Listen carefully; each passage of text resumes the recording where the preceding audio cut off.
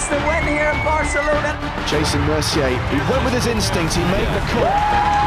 There's the professional level, and there's the Ivy League. Sebastian Pauli coming to terms with what he has just achieved. Nicky Corrin has done it! 2 main event titles!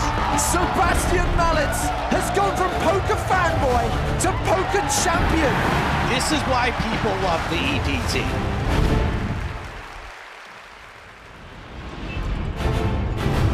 Hello once again, welcome to Cyprus and the PokerStars European Poker Tour. It's the final day of the festival, and that means it's the final table of the main event. Every single hand live and cards up on the PokerStars Twitch and YouTube channels, live from the Merit Royal Diamond Hotel, Casino and Spa.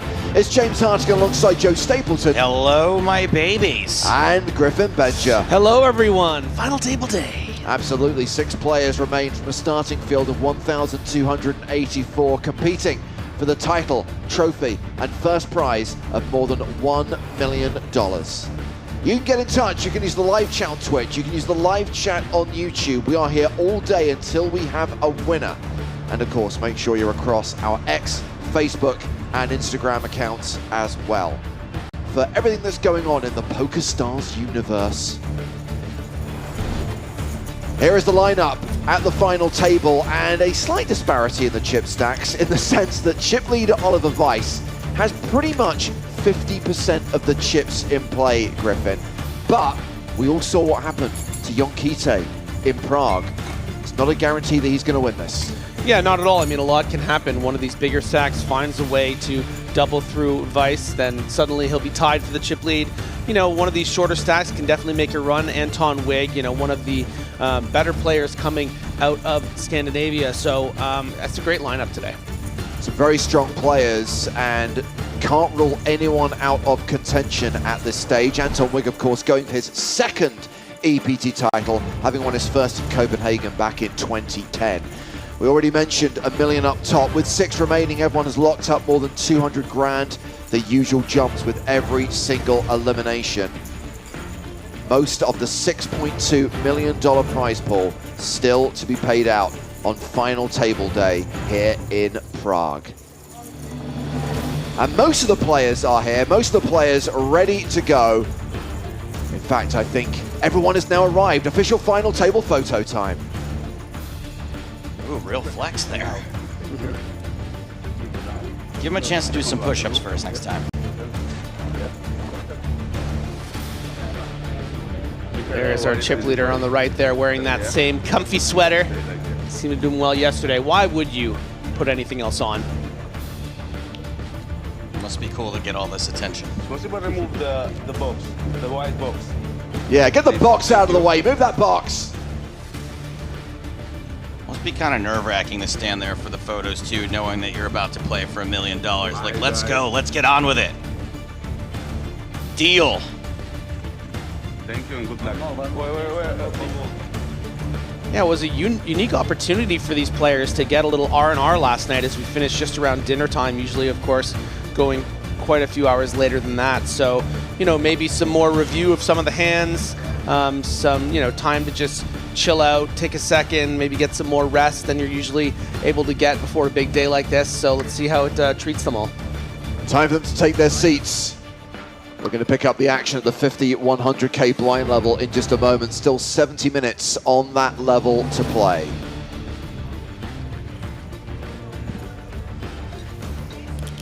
Well, let's talk about the players we have at this final table, starting with Mikhail Shalamov, who is in the 1 seat today. A former member of Team Pro Online, still produces a lot of content, streams and videos. Back in November 2009, he achieved a world record, playing 40,000 online hands in a single 24-hour period. Plenty of results online, but live, not so much. This is only his 3rd EPT main event cash and his 1st final table. I think he's starting to like it. Tournaments? Live tournaments. Yeah. As we learned yesterday, Bobby James started his poker career playing tournaments in Luton. Now plays mostly online. He's final tabled the Sunday Million twice, finishing 5th and 9th. he's had a pretty good trip here in Cyprus. He won a 1K 8-game event and came 12th in the Eureka High Roller for nearly 25K. Oliver Weis, skill moder, online, won the Paris High Roller this year for 970,000 euros. Is definitely the favourite to win the 17th EPT title for Germany. No, button should be here. The last hand was me on Georgios Saloftas, we last saw him back in Dublin in March when he came 4th in the Irish Open. Most of his results come from here in Cyprus and also at King's Casino in Rozvadov. This is his first EPT main event cash. Really interested to see how he can bounce back after yesterday peaking at 9 million, coming in with just 2.2 here. Anton Wigg, a former champion, looking for his second EPT title. Originally from Stockholm, now lives in Vienna, and a keen meditator before every session. And then there's Andrei Lubovetsky in the top 10 of Ukraine's all-time money list. Andre Hansen online has a W-Cube title, 3 Scoop titles, 2 World Series of Poker bracelets. Looking to become only the 2nd Ukrainian EPT champion. Wild. Wild is that accomplished, and wild that there's only been one other Ukrainian champion. Alexei Koroshenin back in Vienna in 2014. So here we go. Final table of EPT Cyprus 2024 underway. Hand number 1 with the blinds at 50,000, 100,000 with a 100K big blind ante. So I just had a thought, guys, and bear with me. But, you know, on a big day like today when it starts, we usually say cards in the air, but now the cards don't go in the air. They slide. Cards on the felt is the new expression. Cards on the felt, okay. That was one of the least I've ever had to bear with you.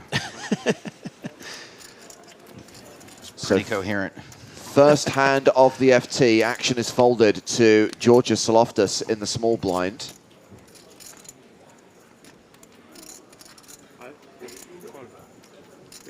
And he completes with Jack 9. It's Anton Wigg's big blind. He's got Queen 4.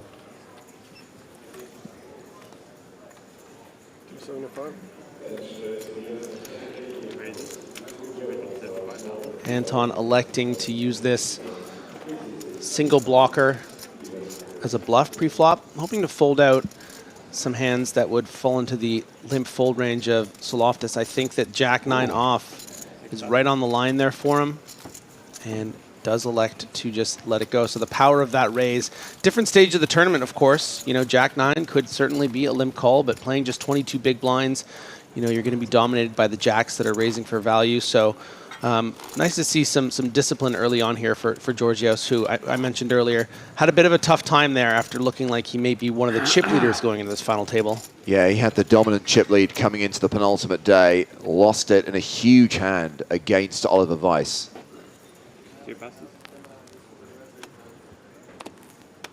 Yeah, interesting to see Weis actually folding a suited hand on the on the button there to kick off the FT. Obviously going to be able to put on some ICM pressure on stacks like Anton Wigg, but I think really respects the 2 opponents on his left and is going to get 2 out of line. Wigg in the small blind with ace jack. 330. 8 raises 330,000. And more than 3x's it small to big.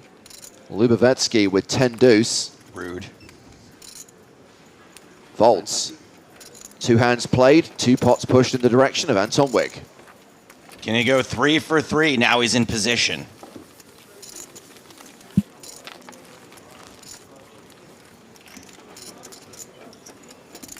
He's technically in position blind on blind.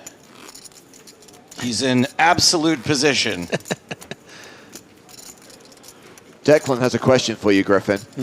Based on ICM, should Weis be folding pretty much everything except premiums for a while? Well,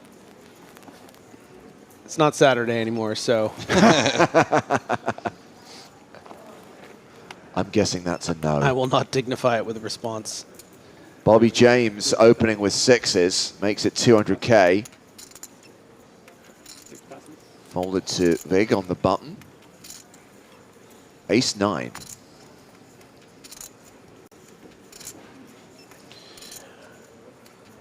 I don't know who did his Superman curl this morning, but it's looking good. The whole look, the shirt, the shades, He's the hair. He's a cool dude. Pretty cool dude. Pretty cool. Yeah, he's a pretty cool dude. Bloody Swedes, also good looking. So raise and take it for Bobby James, third in chips, playing 52 big blinds. We have come into this FT with a big average, 64 big blind average, but that speaks to what you were saying, Griffin, about it being a quick day 5. Now, if Oliver continues this Weis-like grip on the final table, if he continues to crush, if he continues to dominate, there's every reason that this could be a normal length day. If, however, the other players start to chip up, if a couple of guys double up through Weis, this could really go the distance. Yeah, that's a very, very good way to frame it. You know, because the average is so big, I mean, we can't really expect a ton of all-ins early on, and when they do eventually come, let's just say, can expect maybe more often in, say, the next level. If those shorties double up, then yeah, we're gonna be here for a while. But I don't have to leave for the airport until like 4 a.m. So I'm here. Good to know. Don't do that. What, think about the early pickup time? No, we're just thinking back to EPTs of old, where it's literally run back to the hotel room, throw stuff in a suitcase, and get out the door. It's been a while since I've not been able to sleep before leaving an EPT. So Weis, $2.1 million in live earnings. We referenced, though, plenty of success online as well. Plays as skill moder on Stars. And I think it was yesterday, Griffin, you highlighted that high roller win. So potentially $2 million plus scores on the EPT in a single year. Yeah, and a near 300,000 result just last month in Jeju. So this is, you know, over half of his results live all this year. Pretty remarkable stuff. And I think I saw a stat that there are only 6 players who have an EPT main event win and a high roller win. So he would be the 7th, and only one of those players has done it in the same year. Dominic Panker in 2014 won the main event at the PCA and then won the 10K high roller in Deauville. The pancake, whatever happened to that guy? He's still kicking around. Blind v blind, Bobby James in the small, completes with 10-8. And Weis checks his option with Queen-8. Exactly what you want to do is get coolered by the chip leader. Yeah, well, there is an 8 on the flop. Bottom pair for both players. The Queen kicker good right now. Not exactly cooler territory. Yeah, I'm actually quite curious how the dynamic between these two particular players is going to develop today. Weis with ultimate position on James, a stack that he can really pressurize because of the ICM implications of those 20 to 35 big blind stacks. But we saw yesterday Weis electing not to two-barrel, you know, that 10-5-3 king board, maybe showing a little respect for James's reputation as a bit of a sticky player. Has the best of it here. Oh, they rolled back the blinds. Bobby has had no problem hero calling multiple times throughout this tournament. Yeah, you got to tip your cap in that respect to the way he's played. Is going to get a river card that that stickiness will really be tested. You know, some straight draws and flush draws have missed here. Something like a 6-7, a 10-7. You don't expect this queen to change things too much.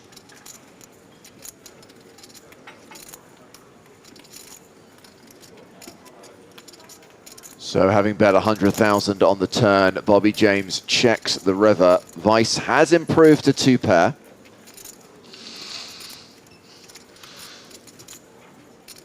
Yeah, I wonder how James is going to feel about having this 10 in his hand. You know, blocking 10-jack, which would be the nuts. Would 10-jack perhaps isolate as the chip leader here pre-flop? Perhaps. This is where you just convince yourself you're being bullied by the chip leader. I think he gets away from this one. Okay.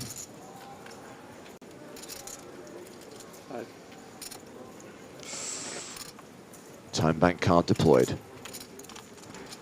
All players received an additional 6 time bank cards at the start of the final table to combine with those they carried over from the previous days. And Bobby James does get away from it, folds the river.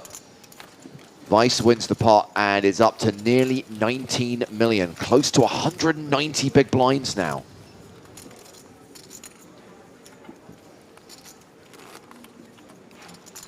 Wake up, Ollie. Wake up. Feels like a dream. Yeah. I dreamt that I was at the final 6 of $1 million poker tournament and had all the chips. Yeah. Second biggest stack is Mikhail Shalamov playing 5.8 million, just shy of 60 big blinds. So in theory, nobody other than Weis has an above average stack.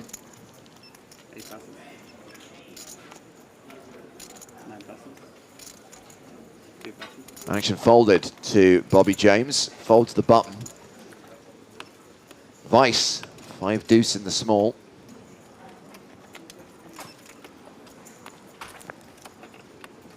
Yeah, but just as a rule, you should never really be given a walk here, I don't think, as the chip leader. But with such a poor hand and such a player that'll fight back at you, gives a little respect. And look at that, would have had a hand he'd be prepared to put everything in on. So, yeah, Ollie, I like the way he's treading lightly a little bit. I mean, these are very, very strong players that he's dealing with, and he's not just going to, you know, put himself into a compromising position. We've seen so many times, you know, you have a massive chip lead, you just think you can splash around, and suddenly you're 5-handed, and maybe you're second, and then something bad happens, and then you finish 4th.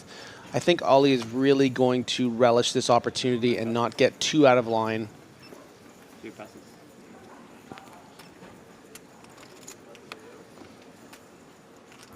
Jack-9 suited in the cutoff. Bobby James is raising to 200,000. Ace-Jack for Oliver Weis. Walks into another dominated hand.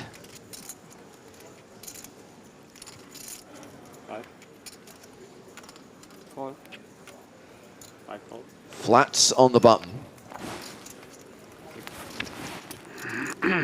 Yeah, the utility of this flat, I think,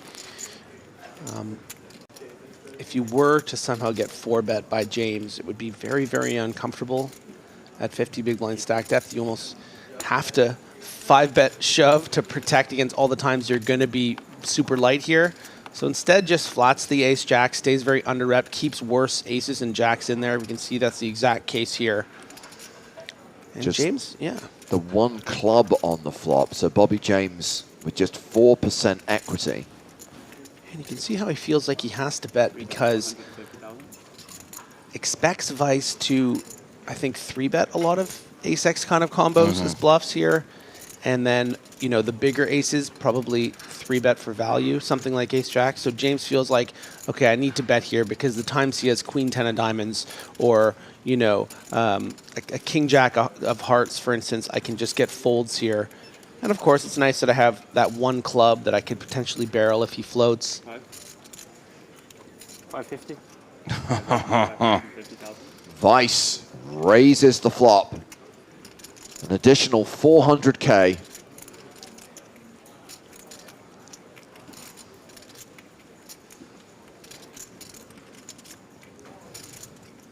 Feels bad, but you got to do it. It's interesting actually to raise. You know, no, I mean for Bobby it feels bad, yeah. but you got to go.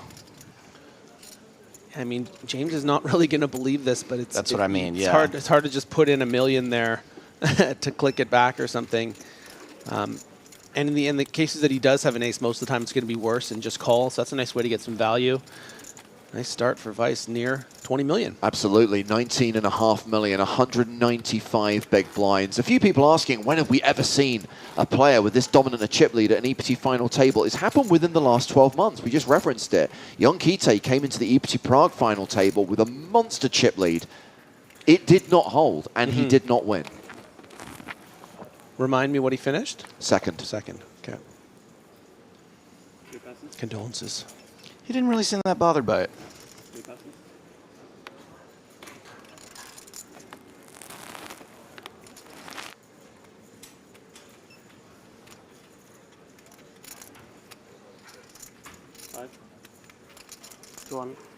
It's funny how Weis isn't being active simply because he's the chip leader. He's just playing his hands and still just winning pots.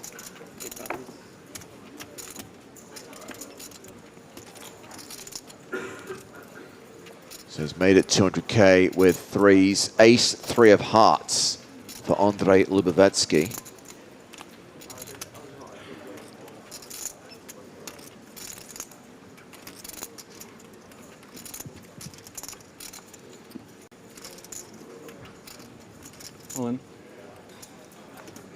Good for you. He shoves for just shy of 30 big blinds and gets a fold. Interesting. I thought he was going to defend there, Griff. I guess he did defend, just more aggressively than I thought he was going to. I mean, yeah, pretty badass. I mean, a lot of the time you're just with the wide range Weis is going to be utilizing. I mean, yeah, you're going to get a fold there so often, and the times that you don't, you're 30%. I think it's obviously more of an aggressive route than most would take, but a lot of the time you flat there, you brick, suddenly you're closer to, you know, Soloftis' stack. Yeah, that's a really it's a badass move.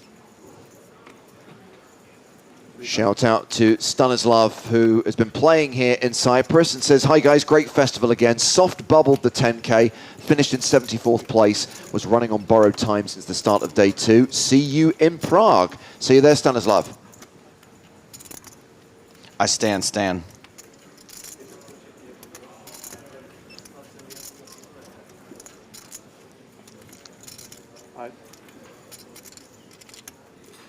Current watching on Twitch was asking about when the tournament started.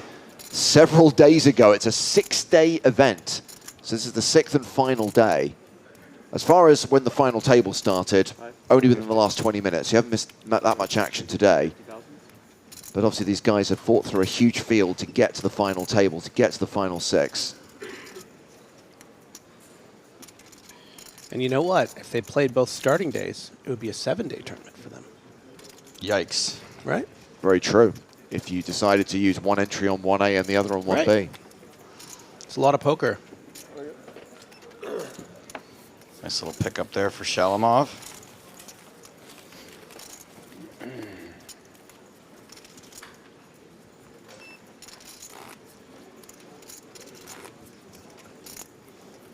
Maxa Relaxer says, James, what's the dealer listening to today? I have given this dealer a treat. I discovered that it is the 30th anniversary of Suede's Dogman Star, and it has been reissued for its 30th anniversary. So that CD is spinning in the Discman.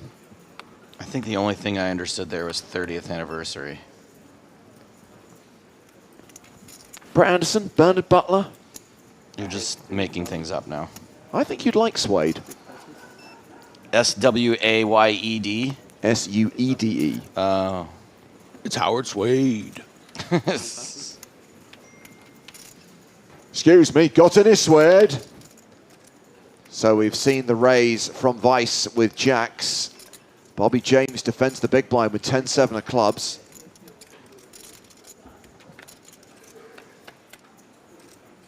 Once again, a real hand. James pairs his 10, but it's not enough. Don't know if this helps you, Joe, but Undersea Monkey says in the US, Suede were known as the London Suede. Does not help. Thank you for your comment.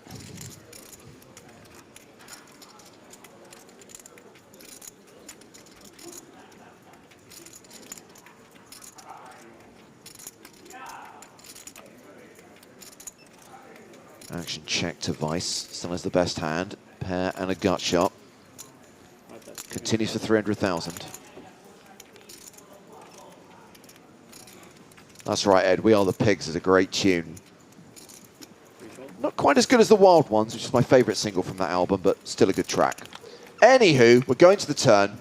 6 of clubs, so James now has a flush draw to go with his pair of 10s. Ooh, baby. Yeah, I don't really know about this call on the flop from James. You know, I appreciate that he has backdoor clubs, that when he turns a 10 or a 7, he's probably going to be good, but you know, you're up against that under the gun range. You're going to get barreled off your hand every single time. It isn't, you know, every single time that you're ahead, he's going to bet again, and you're going to have to fold. Doesn't get there on the river.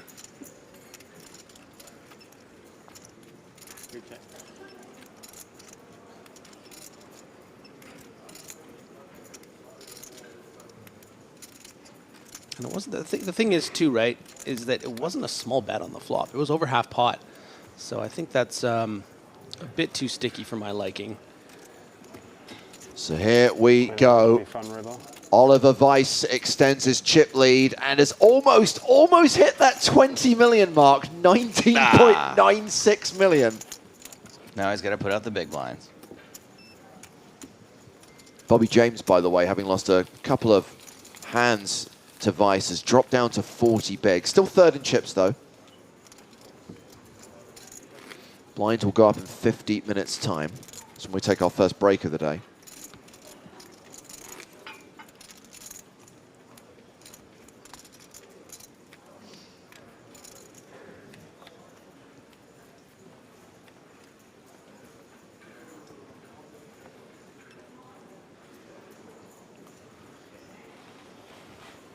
Ooh, a big pickup here under the gun for Soul of Toss. Georgios Saloftis. Yeah, that score he had at the Irish Open this year was worth 142,000 euros, so he's already had one six-figure cash this year, guaranteed another today. Bigger than that. Sorry.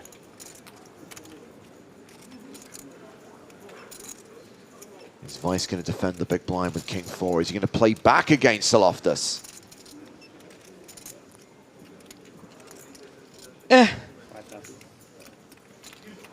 He is displaying discipline, as you highlighted earlier, Griffin. He's picking his spots carefully.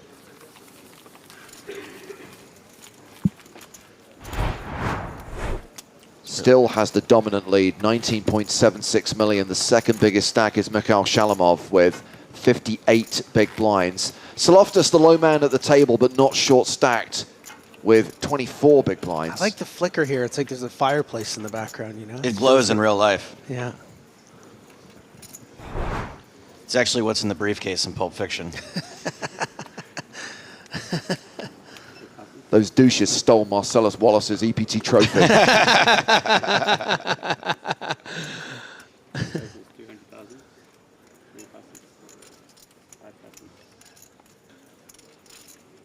Shalamov with ace, 3 of hearts, has raised.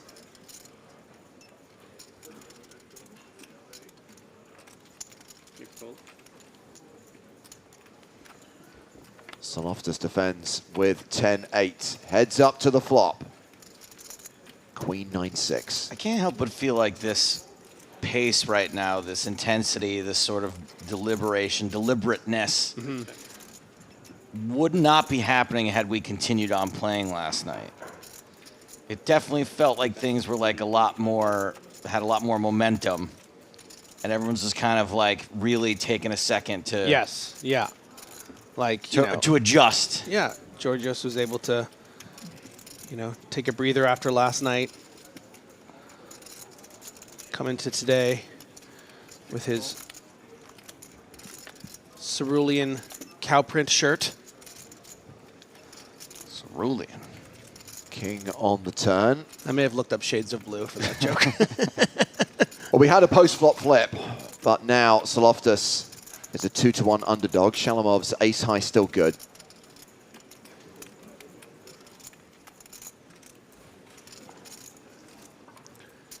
And Georgios aiming to misbehave.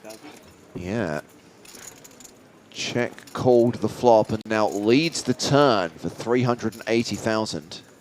And technically, this king should favor Shalamov's pre-flop aggressor range. Having said that, obviously the ranges open up in late position, short-handed, and because Saloftis has shown interest in this flop, and because Shalamov has the particular hand he does have, this lead is going to be very effective. And you can see how happy he is with the result because he didn't have to bet. He bet 38% and got away with it. That's a really nice result. You're just hoping somehow my opponent has ace-3 or pocket 4s or whatever, and he was correct.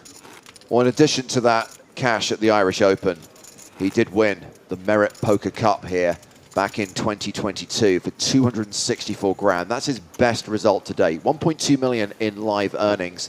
But yeah, first time he's cashed in an EPT, and it's a final table. It's a 6-figure score guaranteed. Yeah, pretty cool to be on the final table of home turf too, just in Cyprus. Shalamov quickly folding the Grafton. Don't tell Sam. You expect a cash game player to be even more into the Grafton.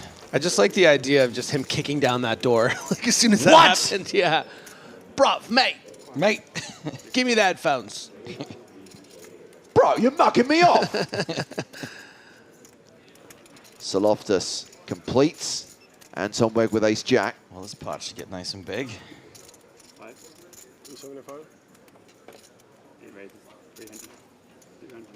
So interesting dynamic here, actually, because the last time, you wouldn't have expected too many blind-on-blind battles between these two with the chip leader on the button, but Weis has folded twice in a row now, and the first time this happened, it was the Jack-9 of Saloftis on 22 big blinds, just limp folding to the queen. Ooh, baby. And this is going to be disastrous for Saloftis. A quick call, and this is like tournament life on tournament life. Wow.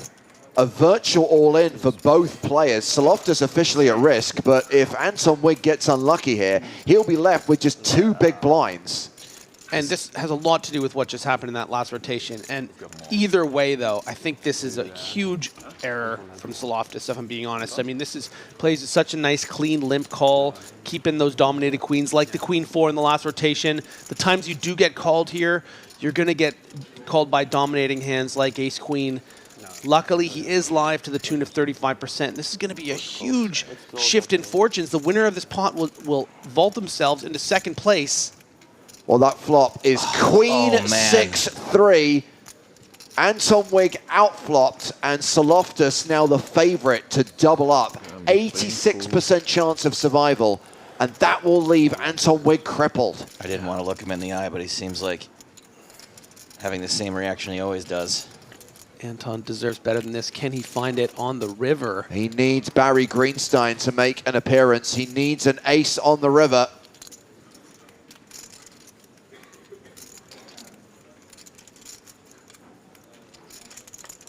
The river card is an 8. And Georgios Saloftis doubles up. He does take second place on the leaderboard, now playing 58 big blinds. Anton Wigg down to 2 big blinds. Brutal. Yeah, and I'm curious to have a look at Anton after that. Someone who is just the toughest exterior, just the ultimate, consummate professional. There it is. That hand worth so much in equity. Just the slightest expression of pain. How do you not just scream? Yeah, I mean, say what you will about Georgios, but he is completely fearless. He's someone that'll just absolutely go for it. He's going for the win. It's going to create such a fascinating dynamic with Oliver Weis. So was established yesterday between the two of them. So I mean, narratively speaking, it's that sort of hero villain thing is really going to be fun to watch. But well, that's a brutal hand. He's got to go for the win here because he spent his whole per diem on that shirt. yes. Anton Wigg's 2-time dreams not looking good right now. I mean, how do you just react this little? It's inhuman. Meditation, Joe. Oh, yeah, sure, maybe. Next hand, Anton Wigg in the small blind.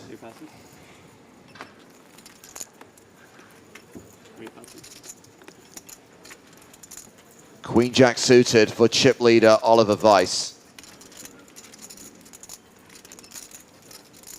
Pointless PW predicts the greatest comeback in history.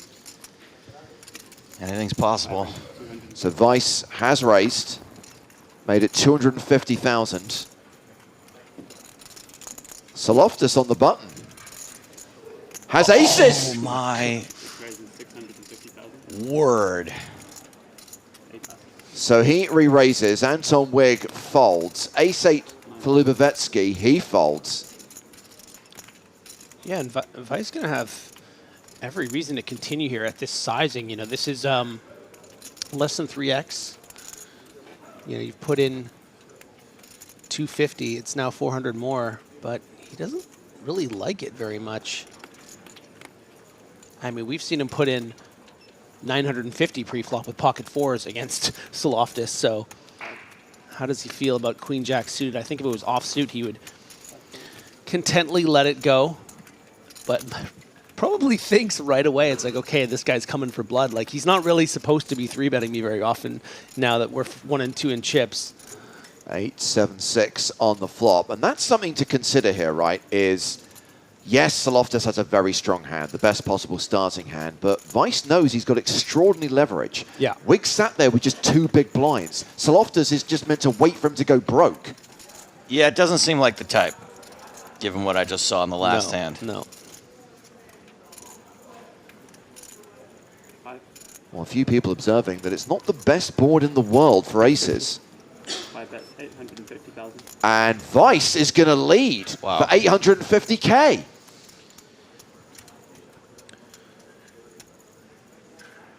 Are we going to see a repeat of yesterday where Weis pushes Saloftis off the best hand? No. He couldn't get pushed off Queen 10 pre-flop. He's not getting pushed off aces yet. I mean, there are runouts. Yes. Certainly that Weis can continue to put maximum pressure. Turn card is a 9. Something like that. I mean, 9 of spades, though. but look at how much the pot has ballooned. I mean, we're dealing with 3.25 million in the pot. Saloftis just with 4.36. It's also less about what Weis actually has and what Exactly, Saloftis fears he might have. Yeah, I mean, Weis could have just been leading there with a host of 10x combos. You know, it's complicated for Weis because we can see Saloftis does have aces with the ace of spades. So we'll continue, but he is setting up this river shove. 950,000 into a pot of 3.25 million. And at this point, if you're Saloftis, you just need to call and pray for a spade or that he shuts down whatever sort of bluff he may have. I know people are calling for the 10 on the river. I don't think it requires a 10 on the river for Weis to potentially win this hand. It just can't be a spade. It's the 6 of clubs pairing the board. And if Weis shoves here, it is a near impossible call for Saloftis. I mean, even if Weis had something like pocket fives, might lead on this flop to freeze Saloftis, get there on the turn, not expect a lot of 10 combos. So, you know, with all the 10s he can have, with some of the combos of fives, and then all the spades that aren't. He's done it! He shoved on Saloftis! It's all into call. He is sick about this. This is a sick move. This is why we're here. And Saloftis is also sick to his stomach. And Anton Wigg's like, thank you very much indeed. I'll take the ladder. That's the problem. You're second in chips at the table. You call here, and you're wrong, and you're out in 6th place. And let's talk about the levels to which this hand is operating on, right? Yesterday, these two played one of the most electric pots that we've seen in the pocket fours versus ace-king hand. Yes. Getting a very sticky and stubborn Saloftis to fold, showing the bluff right in his face right away. And here we are on the final table, chip leader on second in chips, and he's doing it to him again. And he will show it to him again. And that is just going to send him spiraling. But it's a very difficult board to call with the pocket aces. If he calls, credit to him, but I just don't see how he can. He's made the call! Wow! What a call! And just like that. Oh my God, he called. I told you he was not the type that was just that Queen 10 shove. He's not folding aces. Saloftis is near enough tied for the chip lead now with Oliver Weis. I'm in shock. Great move from Weis and an incredible call from Saloftis. I don't think Oliver Weis thinks it's an incredible call. Wow. I'm speechless for once. Incredible poker from both of them, frankly. 3.3 million, 3.4 million, 3 million. Yeah, Weis has that look in his eyes like, how do you call there? How do you call there with anything but the nuts? Georgios Saloftis has never heard of ICM. Yeah, but again, we go back to yesterday.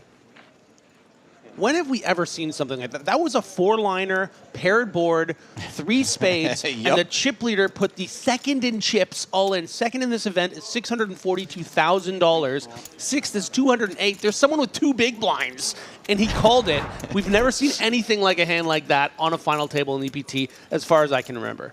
So Weis still has the chip lead, but as I just mentioned, Saloftis is not that far behind him now.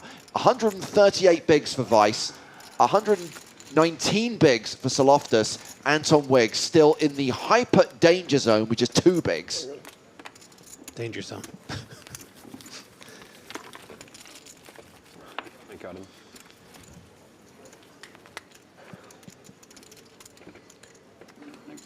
How did the tweet go? ICM is for poor people? Now both of those players. It's well over 100 big blinds. Hello. Wow. Back-to-back hand, double-double. I mean, Georgios is dangerous. He doesn't give up. Like, he is prepared to frickin' I would go to the love streets, to man. hear Anton Wigg's inner monologue right now. I mean, an absurd couple of hands, right? Gets lucky against Wigg to double up and then doubles up again on the very next hand in that absurd pot, and now is vying for the chip lead.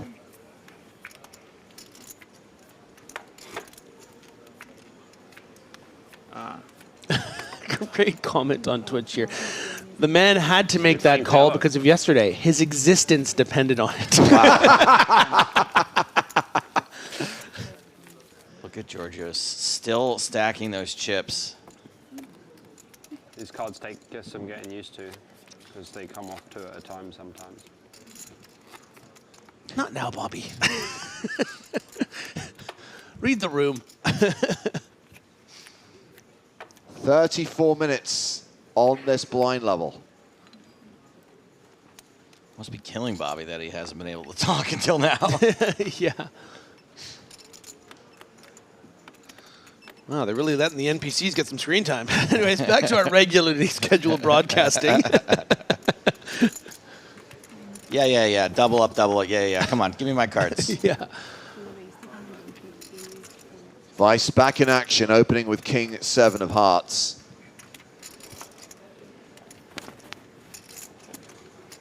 Wigg also with King 7, not suited. The worst case scenario for him. Anton Wigg, always been a fan of the Chop Pot song. Oh dear.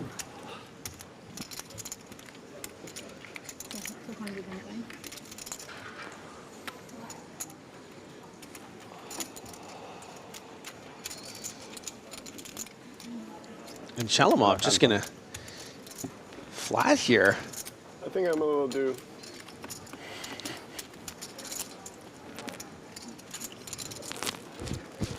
Maybe he wants to pick off a Vice bluff. Yeah, I mean, Weis not going to be hugely incentivized to bluff so much into the dead side. So, you know, just making sure that you eliminate Wigg, get that pay jump.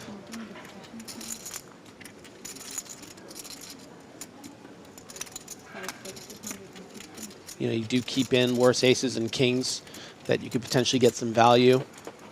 In this case, you look at that. Just Wow. Oh, nice hand. So, Anton Wigg drawing to a chop here. Oliver Weis free rolling with King 7 of hearts. He actually might have done Anton a favor here if he can chop. Oh, massive favor. Yeah, I mean, most players I think would have re-raised or even shoved for, but it's like, you know, it is 50 big blinds. Maybe it's just a weird to 3-bet or to shove, and that's why Shalamov just called.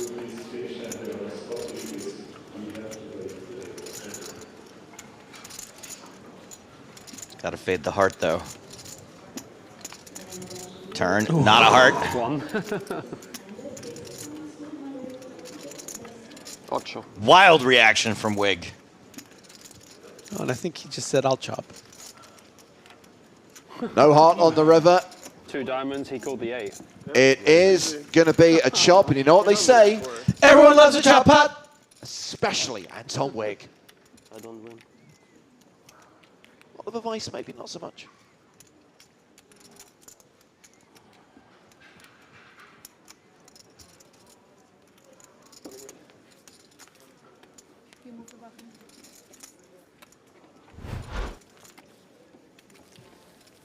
And a 50% stack increase from Anton Wigg. That's right. Yeah. Huge. 3 big blinds now. By the way, I'm so glad it's not Chat Pro Saturday today, because some of the analysis I'm seeing of that hand between Weis and Saloftas is just terrible. Easy call, in inverted commas. What a punt from Weis. Can we just say that they both played it great? Yeah, I agree. Good summary. Moving on to hand 16 of the final table. Action folded to the short stack, Anton Wigg. Ace-Jack. There you go, buddy. Good luck.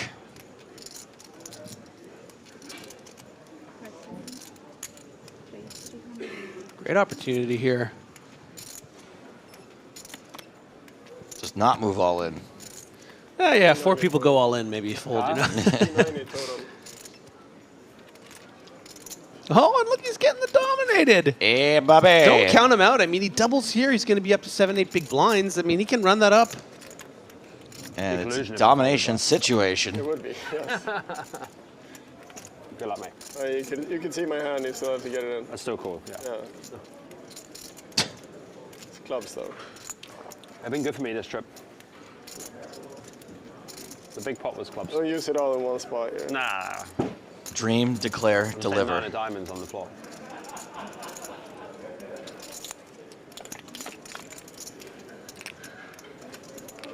Ugh. That's fun. It's always a sweat. 9 or 10. And Wigg is all but out the door. Yeah, 7 outs for Bobby James. 7 cards Anton Wigg needs to fade. That's good. That is very good. And that reduces James's outs to the 4 10s in the deck. Someone predicted an epic comeback. It's still on. Nuts. Barry Greenstein gives Wigg the full house, and he is now playing 9 big blinds. I didn't hear no bell.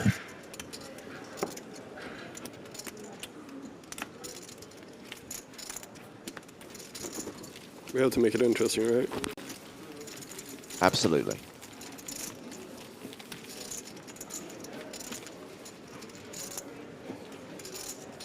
That was kind of intimate. I like that. That was gonna give me a little tickle.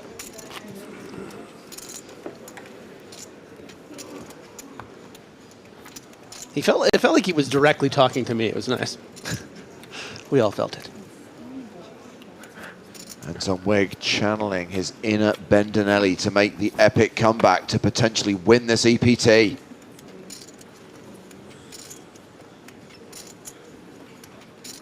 It has happened. Meanwhile, I'd love to know what's going on in Oliver Weiss's head right now. I'd like to think that a player of his pedigree and with his experience can just move on, but that is the kind of hand that can destroy you mentally. If I had to guess, I don't think he's that shaken. Yeah. I mean, just from having conversations with him, I mean, he's been here before. He's having an incredible heater every year. He has 140 big blinds on the FT. I just don't think it's, you know, he knew that he made the right play, and he did it against the guy that, you know, you got to be careful with, and he just didn't get away with it twice.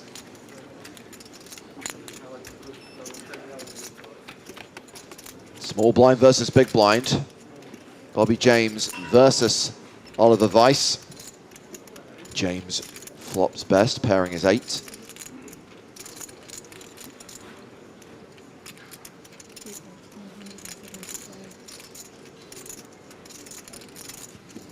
CBAT, 175,000.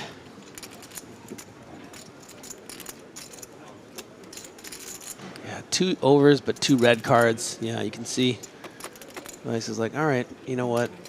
Have it. He does look a little more frustrated than I expected. I mean, I think it's okay to be disappointed a little bit. You can just be disappointed it didn't work out without necessarily being upset with yourself. Yeah, and when you have your arch rival on your direct left who's just powered up, you know, he's just found some stone to make himself like incredibly powerful with 117 big blinds. It's just like, oh, this isn't going to be as easy as it's not smooth sailing. No, no, no, no.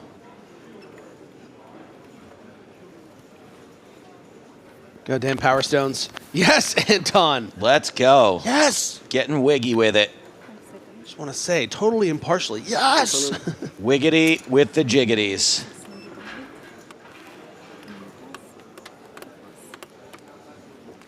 Yeah, Lobster667 jokes on Twitch regarding Georgios. The second health bar appears. And I'll tell you what, he has a hand he has to consider calling with. Wigg has raised to 6 big blinds, but yeah, good fold from Soloftis, recognizing raise. that yeah, he's going to be up against some king jacks or some queen tens maybe. Oh boy. But doesn't want to double up Wigg there. And now Wigg's up to 9 big blinds. 11, pardon me. Well, he's got to put 2 of them in on the next hand. Yeah, that's why, yeah. Surviving. The comeback is on. Not just surviving, but slowly growing. It's been a great event, guys. So we got some good storylines here.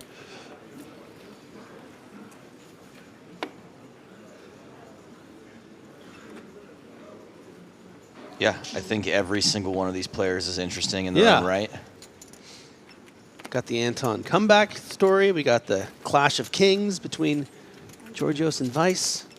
We got whatever Bobby James is. The jester rising to power. Doing it for Luton. You win. And a walk. Yeah, that's a winner. Respect. Jimmy watching on YouTube says, I gained so much respect for Weis after that hand where he got called. He kept his cool, no reaction, simply moved on to the next hand. Kind of overshadowing Anton's no reaction to getting shoved down with Queen 10 and losing.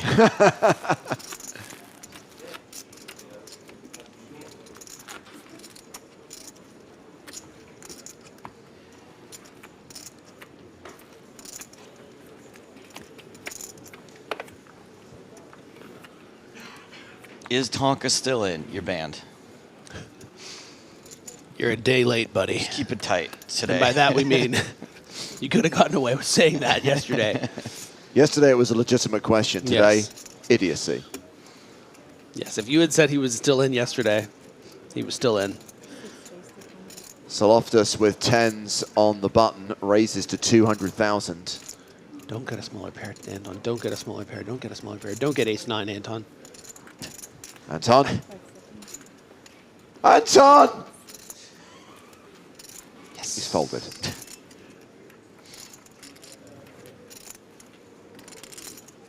King 10 for Lubavetsky, who has been the quietest player at the final table so far. Defends his big blind here. Let them fight. Ace-9 tray. So Soloftis' 10 still good.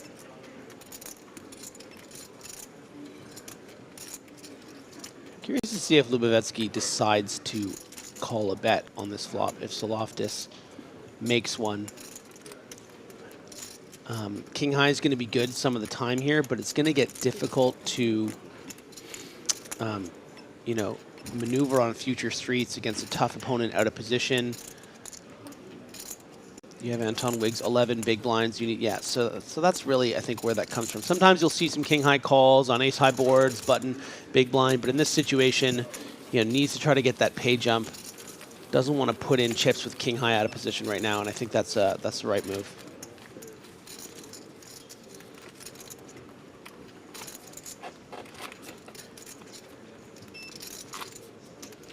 If you're wondering what you're watching. It just has such great insights during the poker hands. And he's like, hey, there's a sign. Maybe I should talk about it. Squirrel! They're ridiculous. Shouldn't have given me your coffee. Bobby James with ace-10 of strawberries. Opens to 225,000.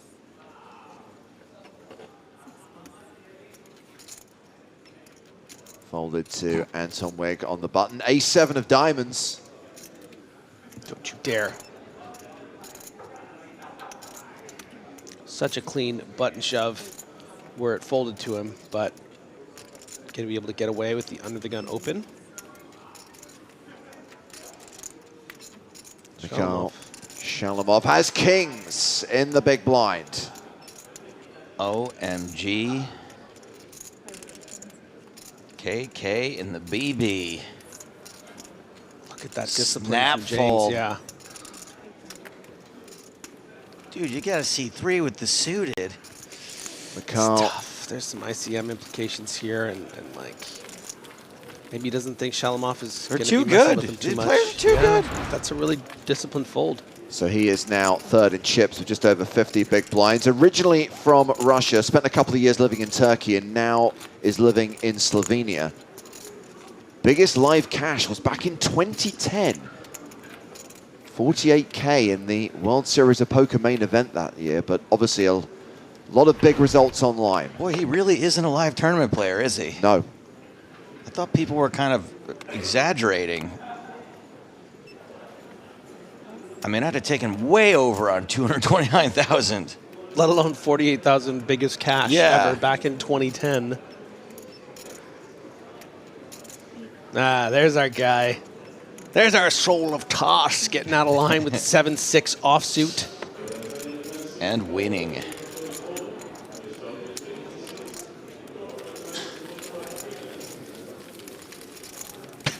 Good one, James. Get him. Yeah.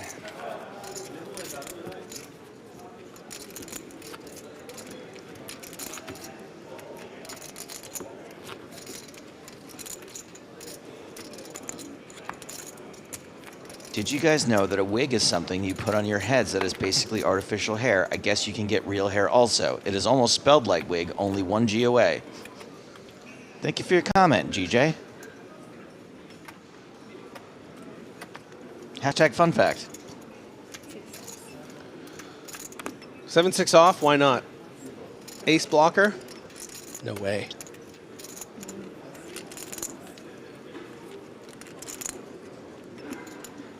Round 2, the blinds. Bobby James in the small with 9-6 of hearts. It is weird that we have Anton Wigg at this table and that the last final table we had Roberto Merkin. What's next? Peter Toupé. Oliver Weis, 10-7.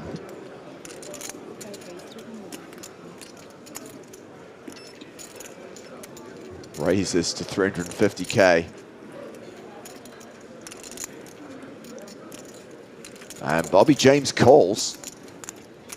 Oh, but this one he calls. He does like his suited connectors, I've seen. Well, he's paired his 9. There's a heart on the flop. I mean, Not bad. He is the sort of player that gets to showdown with second pair, so. Yeah, sometimes third pair. Yeah. I don't think Weis is thrilled by this particular texture. A lot of the limp calls should be sort of floating around the Broadway territory. Maybe a king 10 or a queen jack or queen 10 that'll continue on this board. Weis bets 250K. With second pair, backdoor hearts working for him. Bobby is not folding.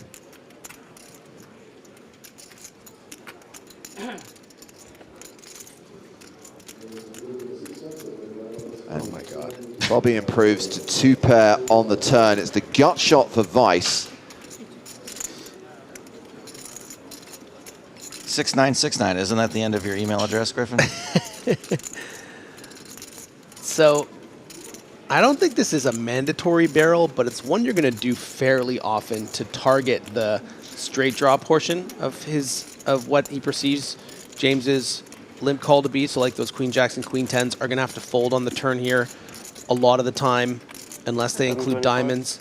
So because of this turned equity, and the 6 shouldn't improve James's hand. He shouldn't really be limp calling hands like 9-6 in this situation.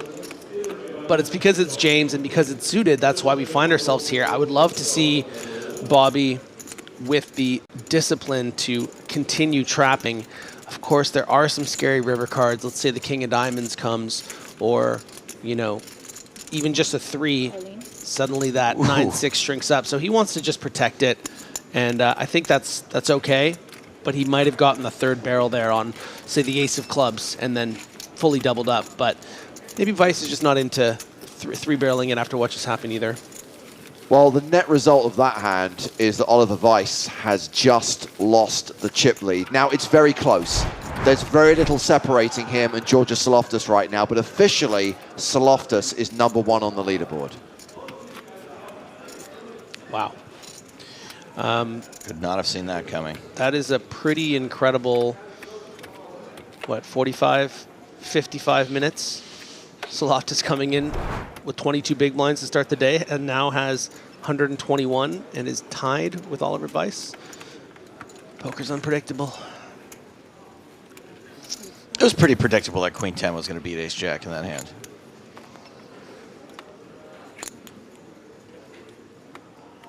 I just love that Anton's still here. I wasn't ready to see him go. It was pretty awful.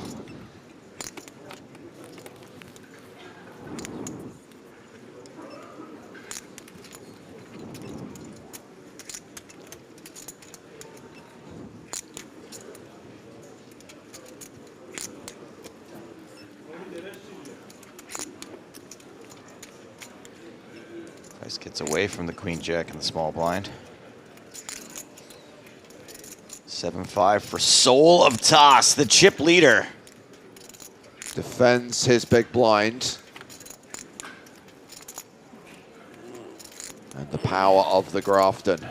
Lubovetsky flops a pair, has the advantage.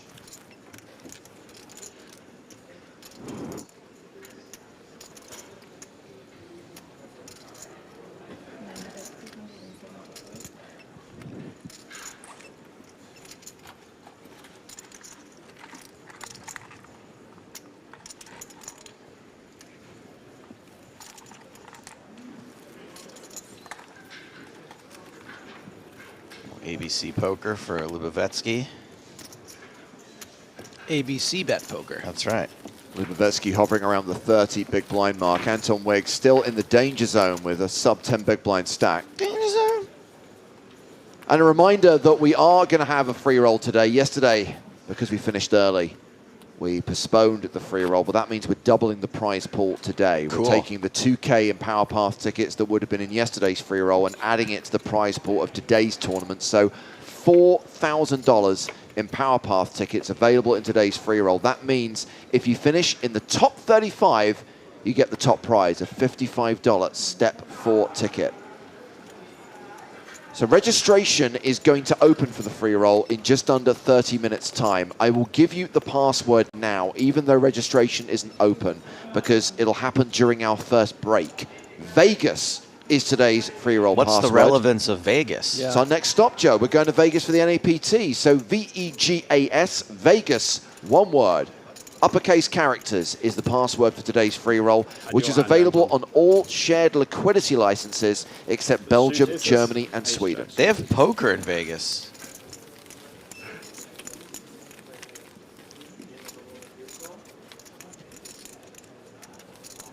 Can't wait to get my hands on some of that Mulberry Street pizza at Resorts World. Good? Oh, it's fantastic. Oh, I went there actually last year. Yeah, it was good. One of my favorite stories from last year's Vegas trip was Joe kind of like getting himself to sleep by eating a slice of pizza, waking up in the middle of the night and getting back to sleep by eating another slice of pizza. My favorite thing to do in the world is laying down after eating. It's the exact opposite of what you should do. Absolutely. never sour, forever happy. It just a hack there. It's not really a hack, but buy a whole pie if you can. Buying it by the slice is okay. Get the whole pie. It's way better. It's not cheap there. It's like 30 bucks for a pie, but then you have a friend for all night. And then exactly every time you wake up, you can just get back in it. Yeah. This is great. This isn't even something I knew I was excited about, but now you're really selling me. I remember it being very good. Lubovetsky with the king-8 in the big blind. Kind of an on-the-line hand here with Anton Wigg's 9 big blinds. Feels like it's too tight to fold. You know, maybe too loose to call, given the situation, but not really. So he goes with the other option, which is 3-bet.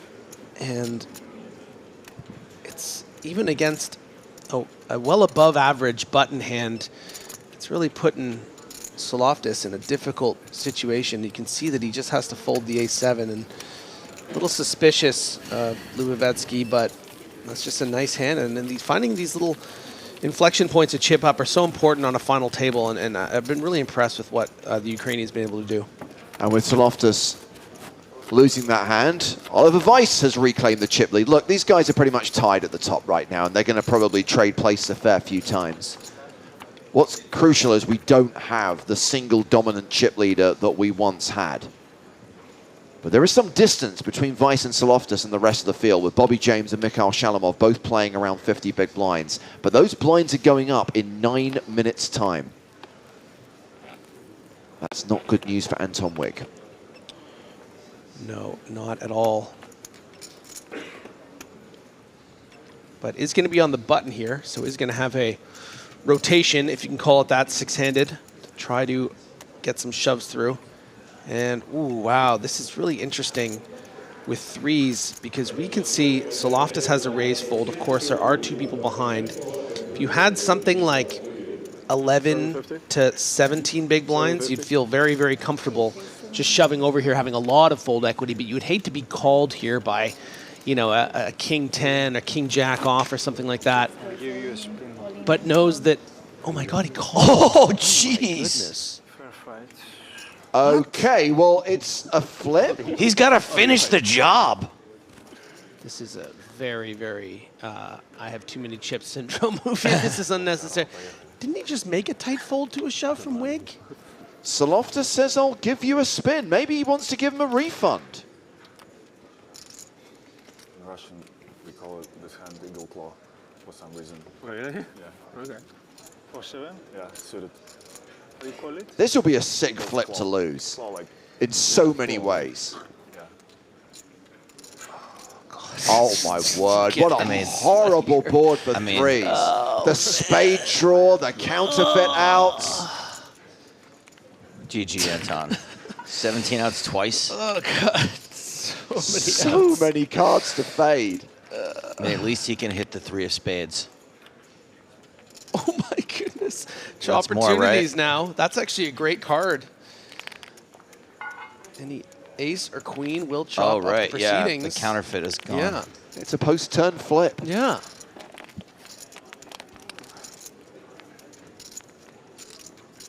River 6 of card. diamonds. Well, somehow threes hold. Oh my God. Somehow they hold, and Anton Wigg gets a double up. Man, What? I'll give you a spin. In the world. Okay, he was down to 2 big blinds. He now has 21 big blinds. I swear, like. And the flop as well?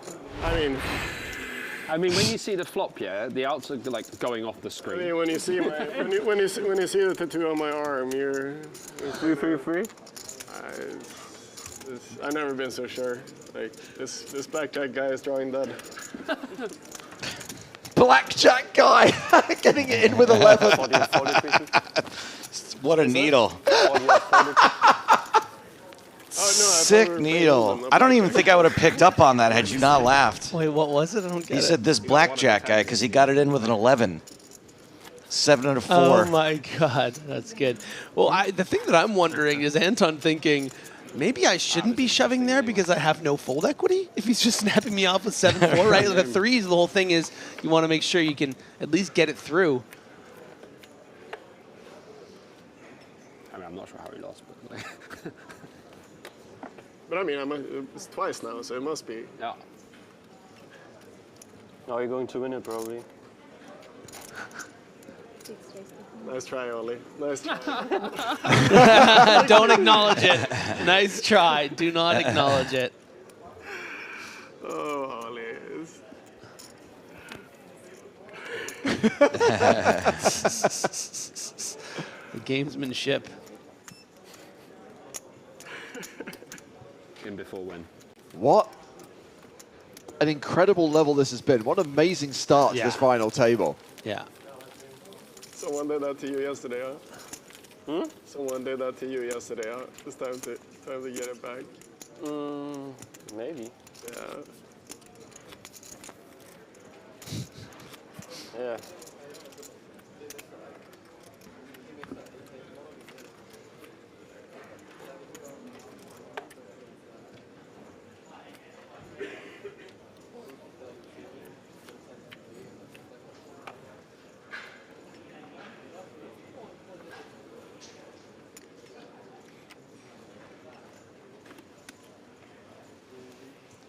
And Anton Wigg almost 10xing his stack since being left with 250,000 up to 2.1 million. And he wasn't a fan favorite already. Now he's an underdog. Libovetsky opens with Jack-9. Mikhail Shalamov with ace-queen suited on the button.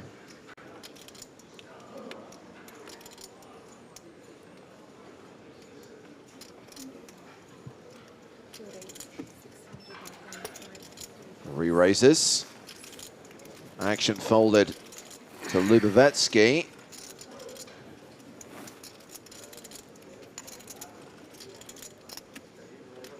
I mean, if they've somehow caught up and seen that he flatted ace-king earlier.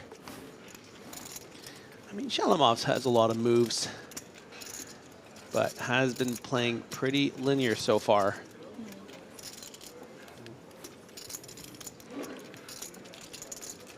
Libovetsky folds, and that takes us to hand 30 of the final table with 4 minutes on the clock until the end of this blind level and the first break of the day.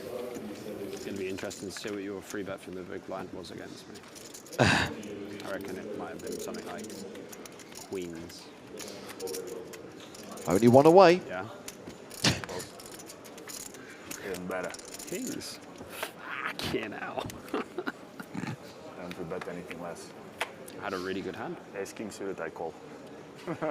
Yeah, he's not lying. He's done it before. I had ace 10 suited. Well, it's good a hand to open, but yeah, not against big blind free bet, I guess. Mine especially. Yeah. That's cool that Bobby's got a customer and wanting to chat about this stuff right now. Shalamov. Welcome to Bobby's Buddies. When I Yeah. started playing the chips, that was like 825, and it was like 7. Yeah, I don't think he's getting much out of Weis. No.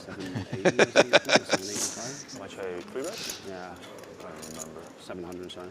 And when I saw you playing, I was like, here That's comes why 7. Weiss was playing all his pots against I just Georges. felt like it was coming straight away, and I was like, the one open hand I've had. This is the hand Weiss needed to have against Loftus when he had aces.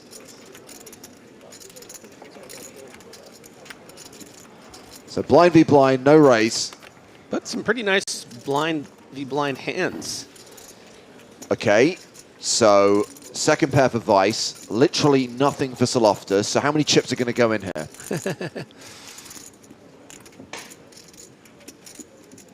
I would say 100,000 and a tight fold. 125. 150. Who would be making a tight fold? Well, it's not a tight fold, but just for Loftus, queen high might feel like a. I mean, he might just call still. Oh my goodness, I'm an idiot. Well, you know, when your opponent just has 6-8 off and they would be betting here, you don't want to be folding it. Your queen could be live against something like a 10 too. I don't think it's crazy.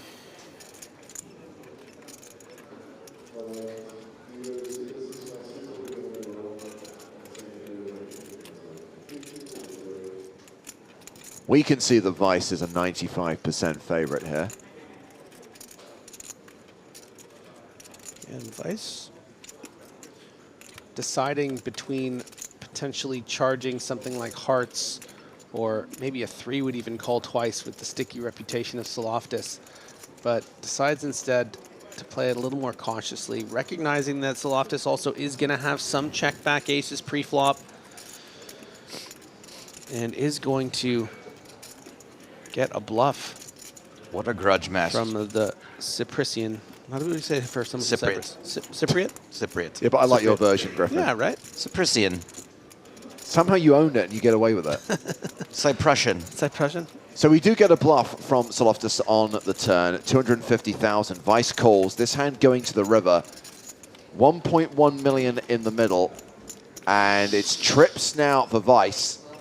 So good.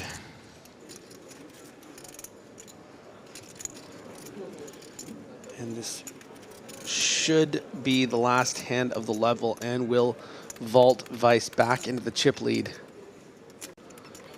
Question is he going to make somewhere between $500,000 and 1.5 million more? I mean, the way this final table's gone so far, he might just end up shoving the river. I don't know. There's no predicting any of this.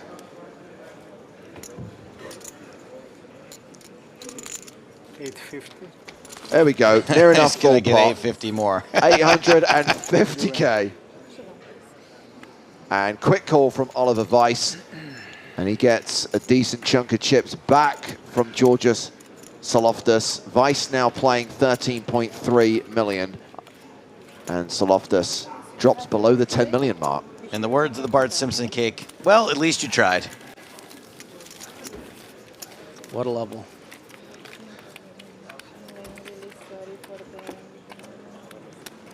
And that will bring this opening session to a close. I didn't realize we just ticked into the break. So Oliver Weis ends this session where he started it as chip leader. Not quite as big a chip leader as he once was, but has put some distance between himself and Georgios Saloftis. And when we come back, the blind will be 60-120 with a 120K big blind ante. So more than 100 bigs for Weis, 80 for Saloftis, 45 big blinds for Shalamov, 41 for Bobby James. And then we've got the two shorter stacks, Lubovetsky with 24 bigs. Anton Wigg was down, but not out, and comes back with a very playable 17 big blinds. We resume the action here in Cyprus, the final table of the main event here from the PokerStars European Poker Tour.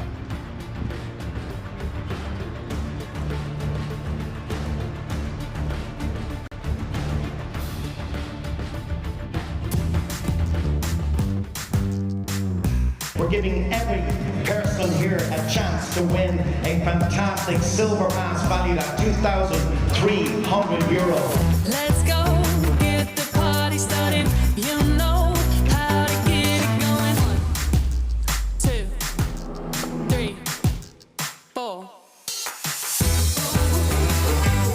I really feel like dynamite. Oh, I feel good. I feel so fine. I'm making moves, you're getting mine. And I need you to get in line. 'Cause if we're gonna make it, we'll make it right. I'm delighted on behalf of PokerStars Casino to present you with the silver pass. Ladies and gentlemen, let's hear it for Alexei!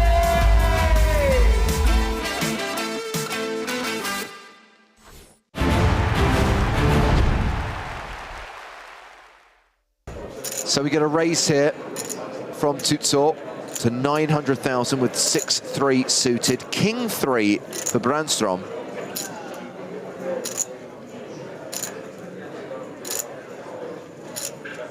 Worth a defend, Finton, with King High? Yeah, there's absolutely no chance that we're going to see him fold here. It'll be interesting to see if occasionally he wants to mix in a re-raise.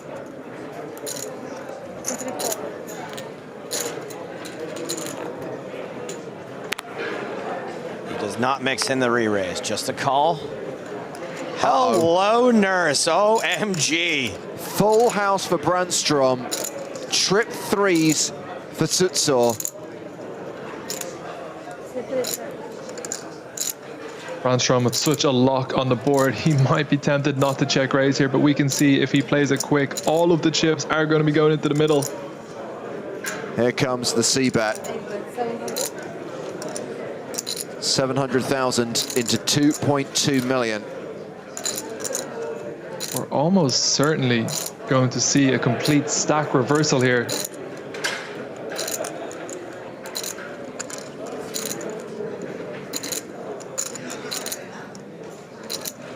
You can only play this slow, right? You've just got so much of this, and it's so unlikely that your opponent does. What can you do? Oh, come on. my days. Jeez. It's now house over house. The poker gods are bored today.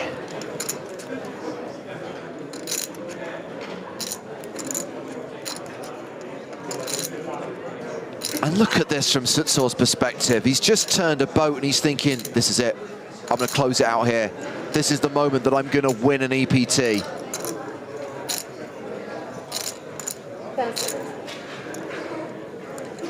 Does Brandstrom want to now start getting all the chips in on the turn? He might be tempted to continue to just call. It's going to look incredibly strong if he does check raise his turn, and we can see he has such a lock on the board. It's so hard for him to imagine that his opponent has a strong hand right now, except for maybe some flushes.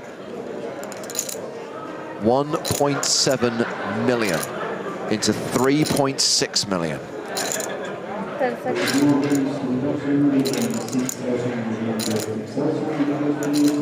You gotta just call again and go for value on the river, and you are gonna get it. Just put the 6 on the river too. We are going to see the check raise all in, and we are going to see the snap call. Martin's going to think he's about to take the title, and he is going to get the news that he's being coolered. So you think he checks here, Finton? Doesn't lead for value, but yes, he does check. Wow. Yeah, the 10 of hearts on the river just doesn't change enough about the board. Brandstrom just has to go for the check raise, and this way he can hope, if he has coolered his opponent with another full house, or more likely with a flush, the check raise on the river means he'll get to play for all of the chips.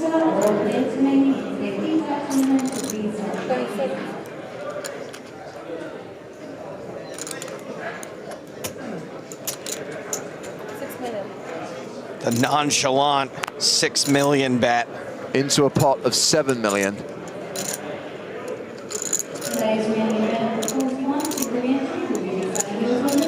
Such a sick hand to go down heads up. Brandstrom's got 18 mil, give or take, behind.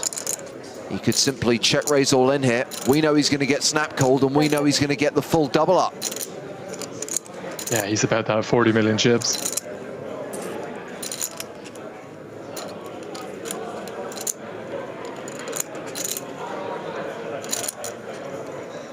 From Sutsor's point of view, maybe occasionally he feels his opponent check shove all in with a flush. It's heads up. There's just no way he's ever going to be able to fold this 6-3.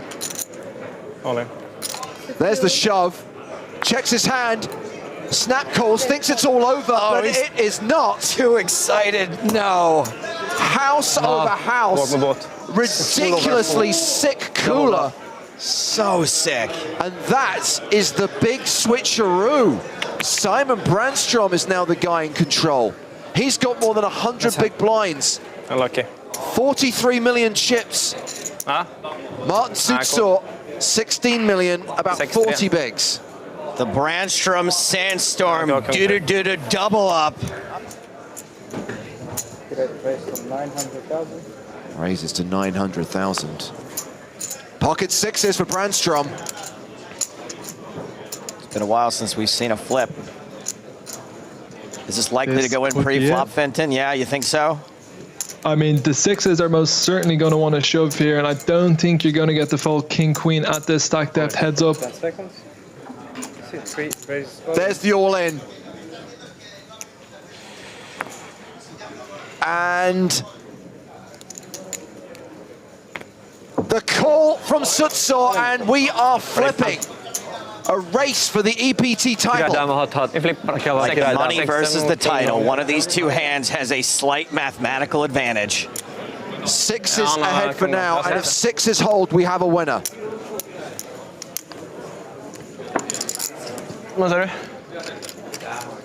I feel like Martin deserves a little bit of run good in this flip, given how the last 45 minutes has gone. Well, if he does hit a king or a queen or some kind of straight combo, Finton, he'll still be at a significant disadvantage. It'll still be a better than 2-1 chip lead for Brandstrom.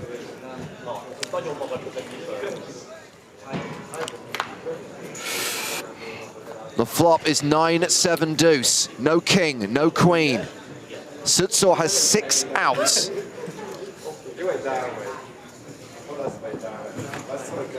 The turn card is an ace, and Simon Brandstrom is on the verge of victory. Unless there is a king or a queen on the river, he will have won the biggest EPT main event of all time.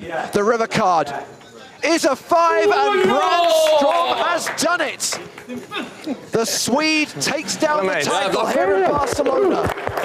And once again, for the second time in his poker career, Martin Sutsor is a runner-up on the European Poker Tour.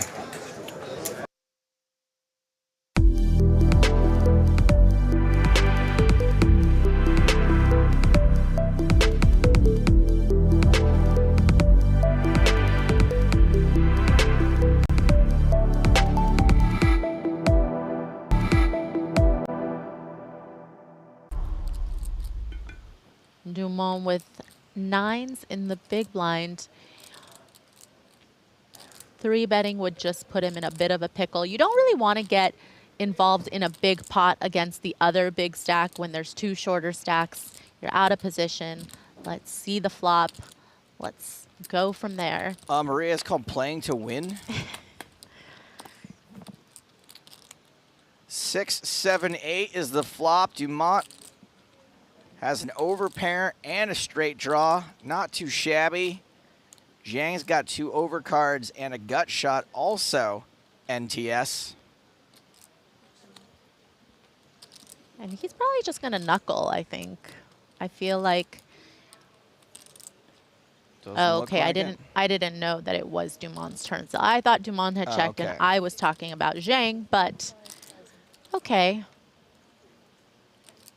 We saw that Dumont led earlier out of the big blind when Zhang had opened from under the gun, so. And this is a relatively small bet, but I think is going to get the job done most of the time. I don't think there's a reason why the bet needs to be super huge on that flop. 2 of diamonds on the turn.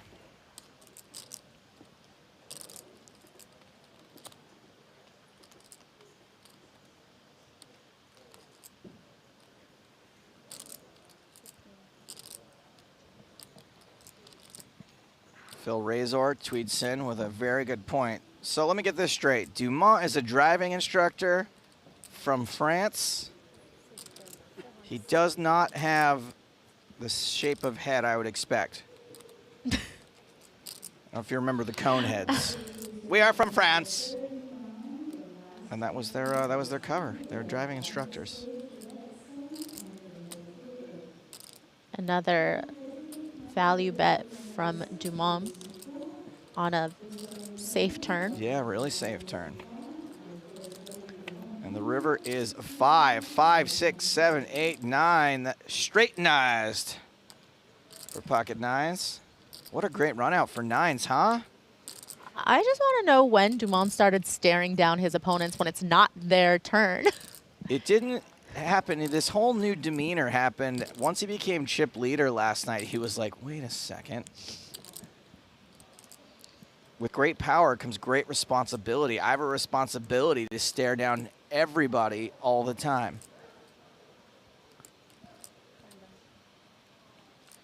Here comes the value bet that can never get called. Always the chance that Zhang loses his mind. Yeah, but so far I feel like Zhang hasn't gotten very out of line post-flop. And I don't expect him to here, even with the 10 in his hand. Nope. That is going to put some distance between Dumont and Zhang, however. The 2 chip leaders. Dumont over 10 million in chips now. Zhang opened this pot with his king-9. Dumont is 3-betting now to 1 million even. Zhang says, let's play. First 3-bet we've seen heads up.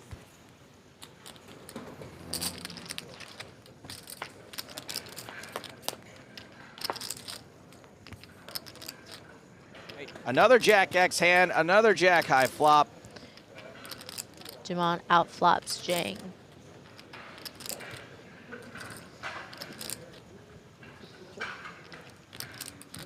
And interesting. He's gonna check it over. 700.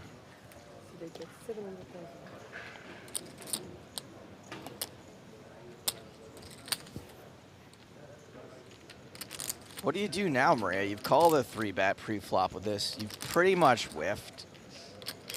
Do you call the over card and a backdoor 9-high flush draw? Well, Zhang actually bet when checked to him, so unless it gets raised, Oh, sorry, yes. He's the one he betting. will Interesting. see the turn. Yes, that question makes far less sense when Zhang's the one betting. Thank you. Now Zhang manages to pick up a gut shot.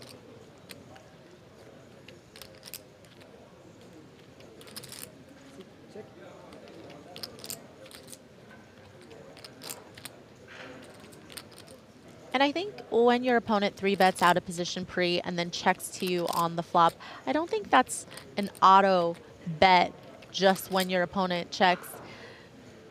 I think sometimes you have to think about the fact that your opponent will have traps. It's a trap! May the 4th be with you.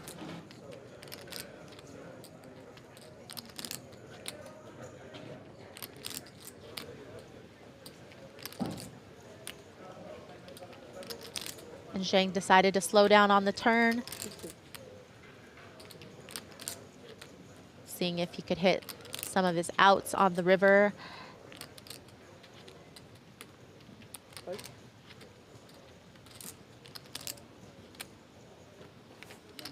And sometimes I would want to see a check from Dumont just because, you know, the draw's missed. So maybe you could get your opponent to bluff their misdraw on the river. 1.9. Because when they check back the turn, they do have some hands with showdown value, but they also have some draws that if checked to, they might try to bet. Makes sense.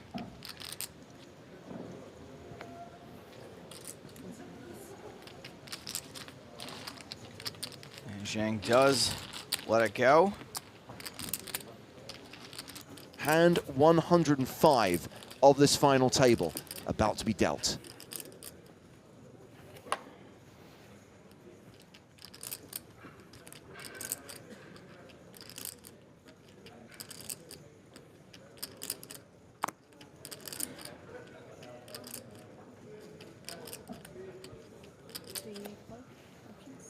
So Dumont just calls on the button with queens. Zhang has a pocket pair, a smaller pocket pair, sixes. I think he could go either way with the sixes. 650. He is going to come in for a raise to 650,000. And again, it's probably a better decision to raise when that ante's in play because you're more incentivized to take down the pot pre-flop. There's more in the middle, more benefit to getting your opponent to fold. Last level, they were just batting each other around a little bit here and there, but we did not see pair on pair.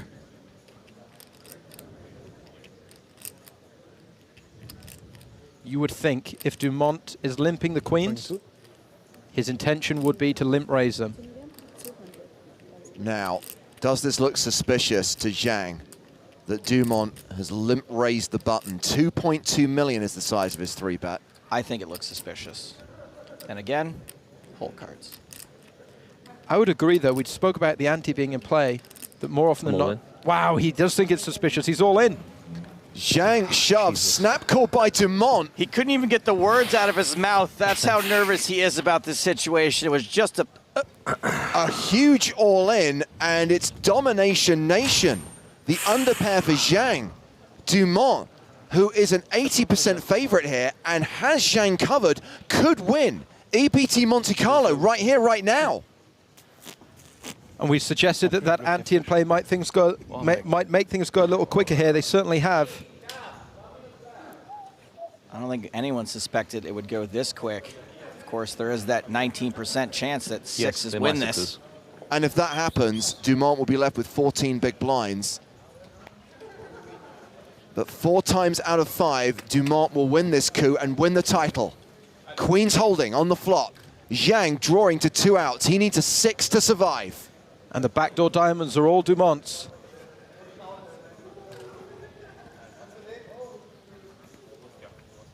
The turn card is an 8, no additional outs. Zhang needs a 6 on the river. He must hit one of those 2 cards, or Nicolas Dumont is an EPT champion.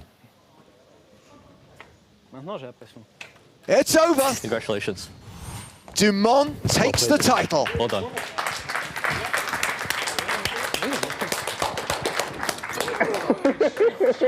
Of course, when they got heads up, Spraggy, Dumont seemed quite keen to look at the numbers, was open to discussing a deal. Zhang said, no, let's play for it.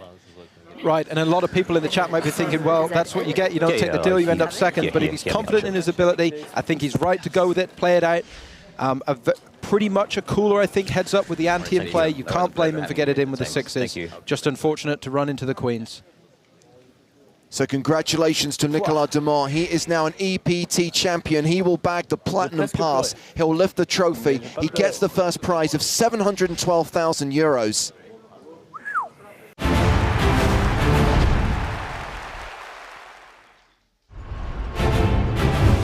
Welcome back to Cyprus and the PokerStars European Poker Tour. It's final table day. The main event is down to 6. Playing down to a champion today here at the Merit Royal Diamond Hotel, Casino and Spa. We're coming back from the first break with the blinds going up to 60,000, 120,000 with a 120k big blind ante. Oliver Weis still leads with more than 100 bigs. A very good opening session for Georgios Saloftas, up to 80 big blinds. Shalamov, James, around where they started the day. 5 million chips, 45, 41 big blinds respectively. Andrzej Lubavetsky playing around 25 big blinds. Anton Wigg, the low man, not as low as he once was. He was down to 2 big blinds at one point. He's coming back from break with 2.1 million, 17 big blinds. Should highlight that everyone has locked up a 6-figure score with 6 players remaining in this 5K EPT main event. Everyone is guaranteed at least 200 grand. And if you can survive, if you can outlast a player, you're guaranteed more than $250,000. That's right, next payout, 271,000. 353 grand for fourth, 459k for third, $642,000 for the runner-up, more than $1 million for the winner. It's James Hartigan alongside Nick Walsh. Hello, hello. Thank you for having me. And we are joined by Sam Grafton. Hey, boys and girls.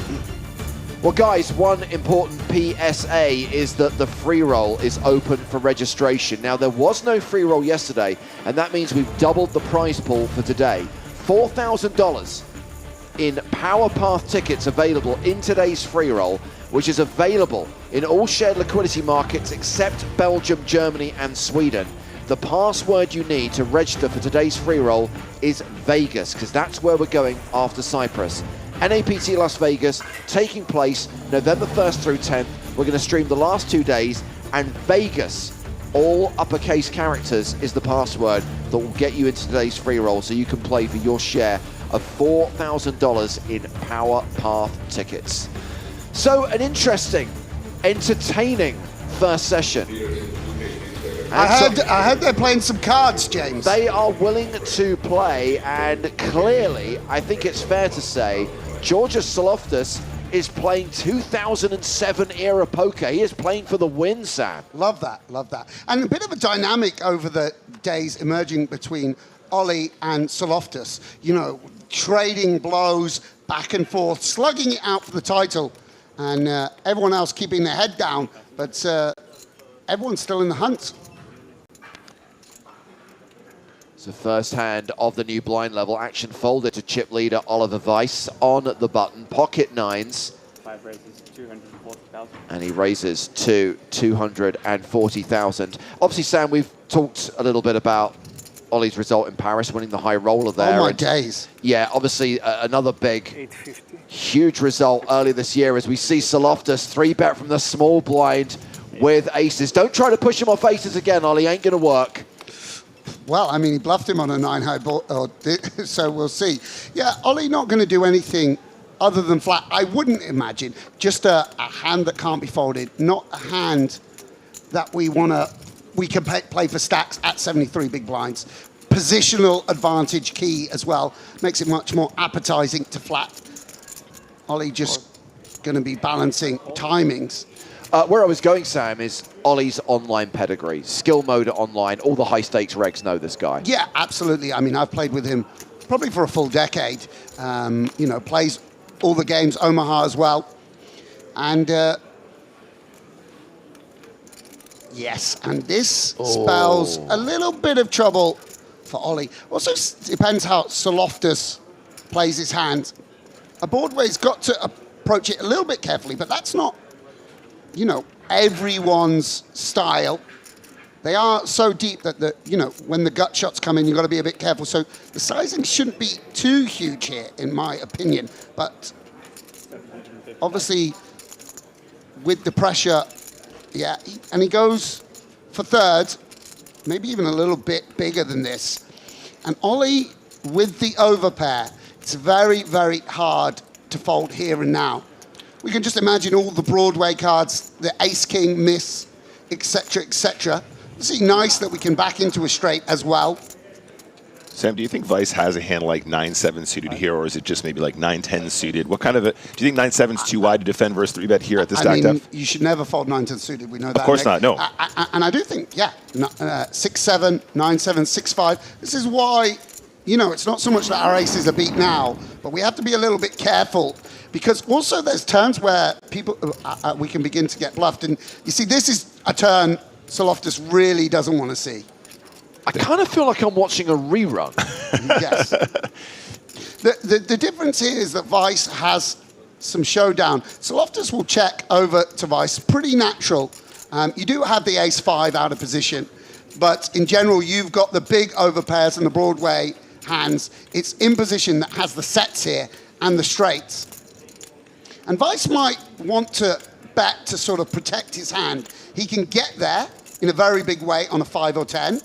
And he can also fold out overcards, you know, folding someone off their equity. Yeah, and he just goes for a subtle sizing. A sizing he might bet 6 or 7. And what does Saloftas do now? So this is 850 into 3.4 million. Yeah, and there's 4.2 in the middle. Depending who's triumphant here will determine the chip lead, by the way. 1 and 2 on a final with a short stack in the form of Anton Wigg. Big river card. It is a 4, pairing the board. Yeah, Saloftas is going to be pleased to see that card just because we outdraw 6-7, 8-7, etc. And it goes check, check.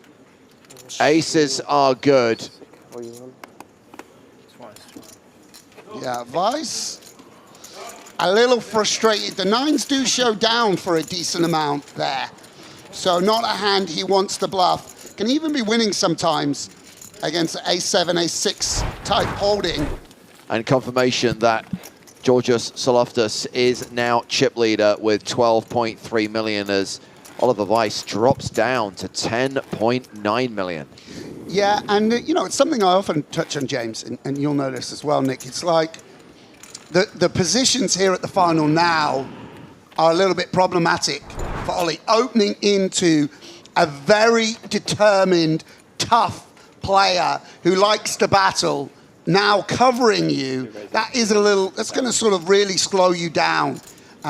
Ollie would much rather be on Saloftas' left, where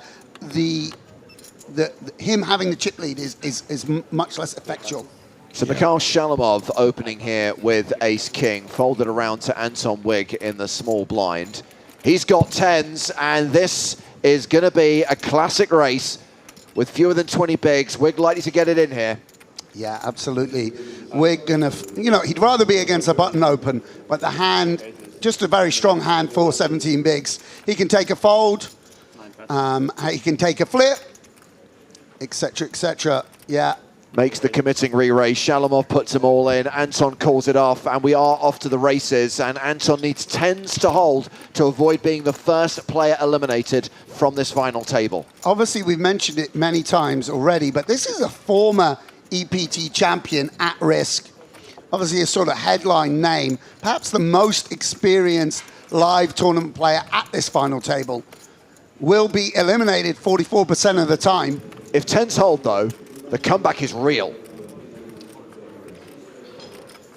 Down to just 2 bigs at one stage.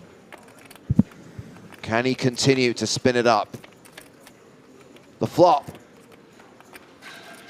has an ace on it. Always an ace on the desk, James. Always an ace on the desk. Anton Wigg, now a 9-1 underdog. Yeah, stoic.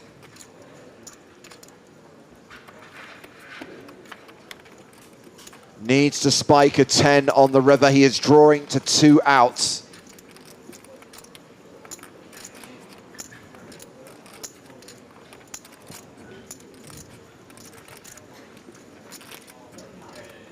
The river card is an 8. GG to Anton Wigg. No double victory for Anton here in Cyprus. A 6th place finish, which is worth $208,720. Yeah, and his legendary status in the MTT world is already well secured. Yet another deep run for Anton Wigg. More titles in his future, I don't doubt it. You know, a real gentleman, a professional, and someone with impeccable pedigree at the poker table.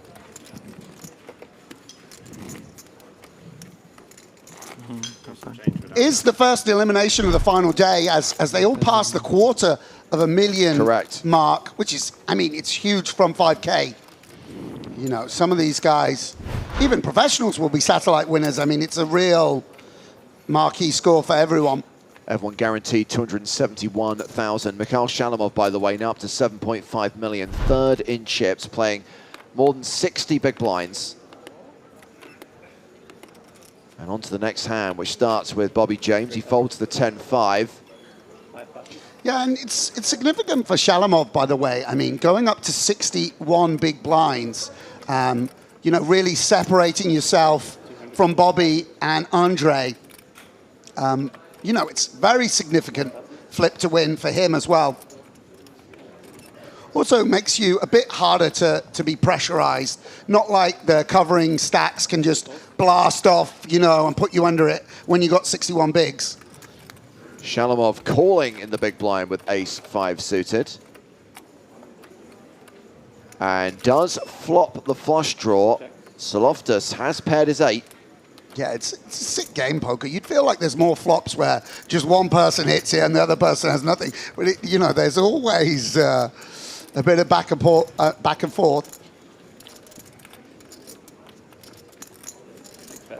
Dragonburst watching on YouTube says, wait, how did Soloftus get so many chips? He was at 2 mil in the beginning, right? Well, they have been playing for the better part of 2 hours now, and things change. Yeah, if you miss an entire series of Mad Men, things have moved on. Yeah, and Shalamov calling with the nut flush here. You have to be selective about what flush draws you check raise, particularly against the covering stack. And with the ace high dominating the other flush draws, content to just check call. The only downside is realizing equity if you face a second barrel. But with Soloftus having a pair, he just elects to check back.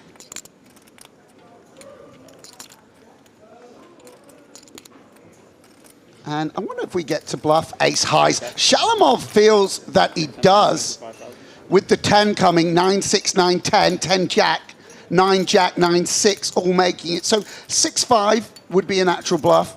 I don't know whether maybe just the lower flush draws does go for a decent sizing. And it does seem it's a... Yeah, there's no way Soloftus is folding this. Hartigan. James Hartigan, he'd be a killer at EPT. He fancies it, doesn't he? He knows. He knows. You don't check back to fold. Based on what I've been watching for the last couple of hours, this guy ain't folding. Yeah, and it's nice. My right hold's playing like the high roller still on the 2K. We have my wife here. Just got this. Yeah, I had some, but they left as well. Yeah, Mine's and here somewhere. She just got me a tea.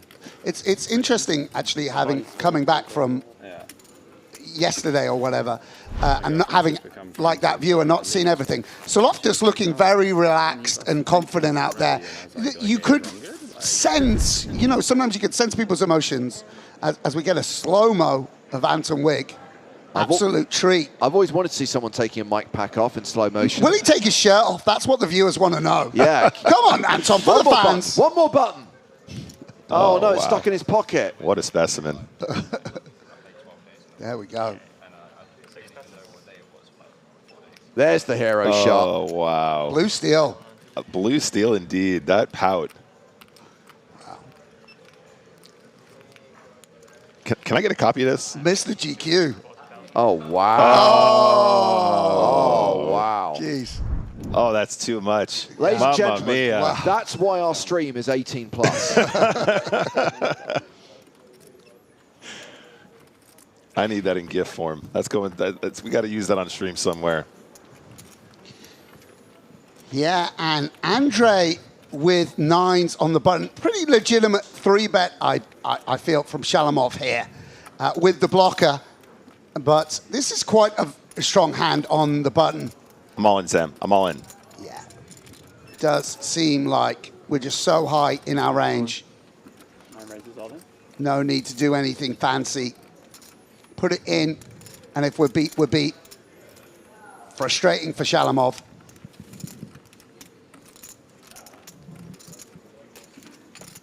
So Lubavetsky now the shortest stack at this 5-handed final table, but playing around 30 big blinds. I got to say, I actually fancy Andre a little bit. Obviously, he's flown under the radar, sort of the vivacious personality of Bobby James, the huge chip lead of Ollie and Anton going for a second title, etc., etc.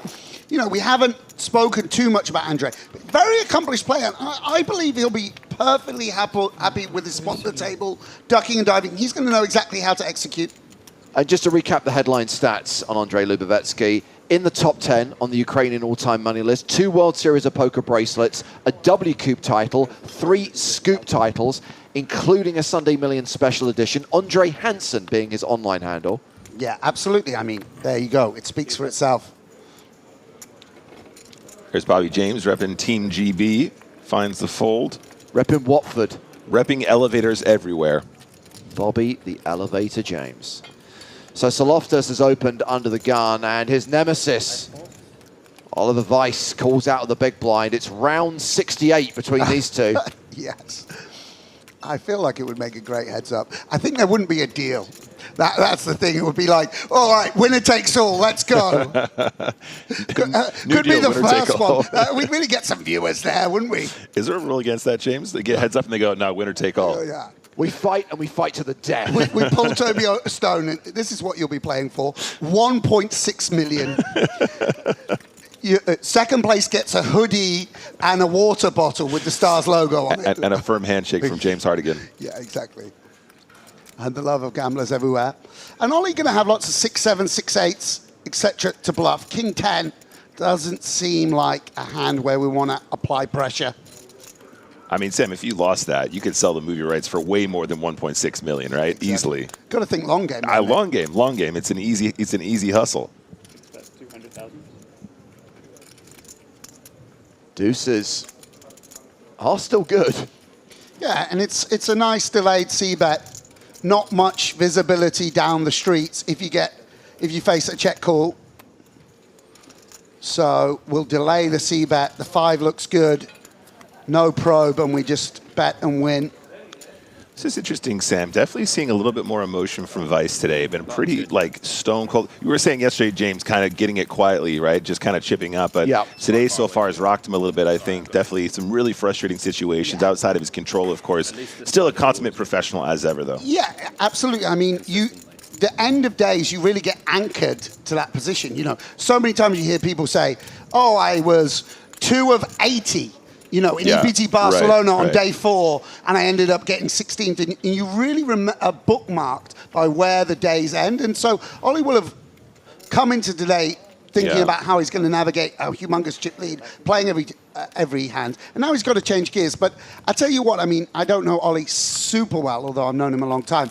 He's played high stakes, mid stakes, low stakes. He's someone that loves the game, and he'll be absolutely fine. Yeah. He won't, No. you know. It's not going to shake his It's not game. going to shake his strategy. Just sensing some frustration, absolutely, yeah. Absolutely, yeah. No, I've really enjoyed watching him play. He seems ridiculously solid. Little spot here. This might be a 3-bet candidate. Yeah, when we got a covering stack behind, yeah, he does just call, which makes sense with this particular holding. We don't want to get shoved on, or, you know, we even get called by dominated hands. When we flat, we keep in the Jack 8s and the Queen 9 offs and such like. Yeah, definitely a mix, but I think the flat's good. It's frustrating to have the chip leader come in with 6-4, which eats into our equity a little bit. Oh. Hello, top pair versus an open-ended straight draw. Sam, you know it's really frustrating when your opponent flops a straight draw. Yes. I mean... it's only frustrating if they get there. Oh, you're right there. Yeah, and Bobby will be aware that this sort of small blind range, a lot of pocket pairs, 5s through 8s, let's imagine 4s through 8s. He's not going to take a stab at it willy-nilly. I like this check from James. And some additional equity for Soloftus. Sweat quitty. Yeah, and Weis probably going to want to protect his hand, can get called by frustrators or not. Does play it in a more subtle manner and check. Yeah, and actually that might inspire the 6-4 to start betting, Sam. Yeah, I think if Ollie relinquishes the option to bet, we can bet the 6. Sometimes we have the best hand, pretty often, actually, the way it's played. And we've also got the backup straight draw. It's just a nice way to realize equity. And actually, if Ollie had bet, he might have even got raised here. So Loftus might have started turning his hand into a bluff. So check calling going to work out pretty well for Ollie. You know, also works well for the times we have a 5-4 or ace-5, having stronger hands in the check calling range. What will the river be? Wow, gets there. Wow, not the way we thought he was going to get there, but he got there. And with that sort of 4-card straight potential out there, are we going to find some folds on this river with Queen Jack, Sam? Yeah, Soloftus, I think, should value bet. There's no 2s really in Ollie's range, right? That's very key. Sometimes we run into 6-7 or 7s specifically, but, you know, there's only 2 combos of 6-7, let's say, and goes for a very subtle sizing, almost hoping... This bloomin' river card. Yeah, it's very hard to not pay off against this sizing. Ollie just considering, wouldn't a bluff go bigger? Yeah, that's my exact thought, Sam. It just feels like if you were bluffing, this is a great spot to do so. Why would you not size up? This feels like you really are desperate for the call now. Oh, he's going to do it. Yeah, roll of the eyes from Ollie Weis. Wait for it. I mean, this is now like 3 hands, and I honestly thought after that first hand, the big bluff where he got called by aces, that he kind of shook that off. The second time, 9s against aces, I think it was starting to eat at him. And now I think he is starting to get frustrated that he just cannot find an opportunity against this guy. Yeah, he's pulling a Rory right now. This is how Rory looks when he's playing poker at all times. Wow. Low blow comparing him to Rory. I mean, that's are we allowed to say that about people? You can't. Come on, Nick. That's an out-and-out attack. I mean, look at just in gesture. Look at this. Closer actually to Shalamov in chips than he is to Soloftus. 1 bullet. Oh, Rory Jennings in the chat. Sorry, Rory. Oh, we'd say it to his face. It's fine. I know. I just didn't think he was going to be in chat. That's perfect. I love you, buddy. I say it with love. I was here just to shoot some reels for Poker Rock site. Yeah. For some reason, I'm still playing the tournament. Didn't make any content. Yeah, big stack against short stack. Poker OK is Russian. Yeah, it's also a skin of... It's skin of DJ for Russian market. Yeah, I thought so. We use beggings for skin. In England? Or in England. Yeah, and Andre Isle of Man, yeah. will check.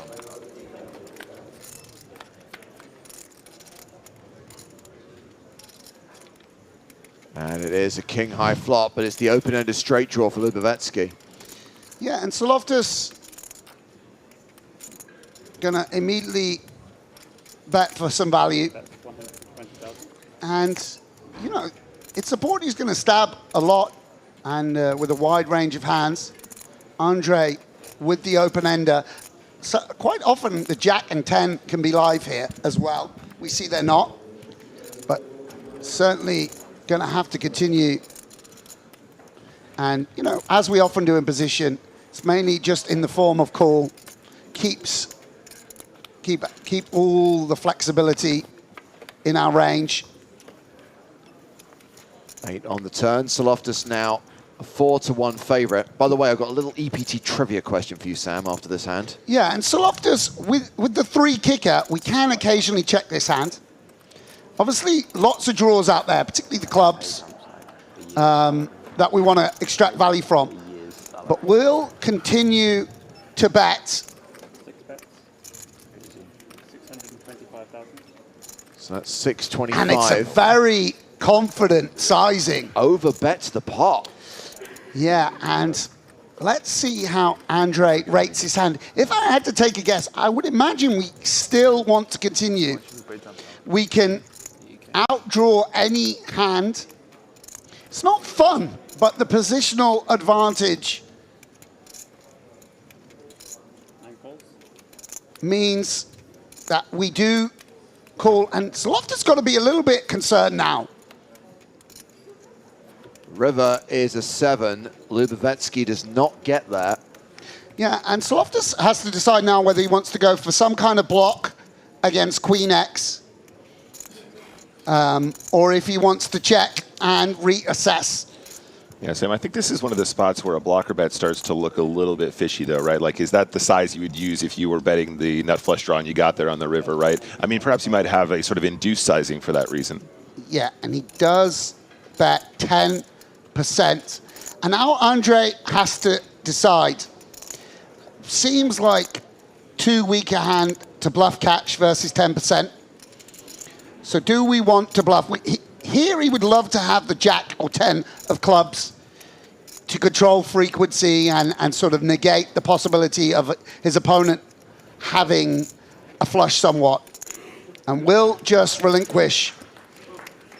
And Soloftus increases his chip lead. Now, he is a Cypriot player. He is a regular here at the Merit. There is the possibility that he wins this EPT on home soil. Sam, when was the last time that an EPT was won by a local? When was the last time an EPT main event was won by a player from that country? Patrick Antonius, Monte Carlo.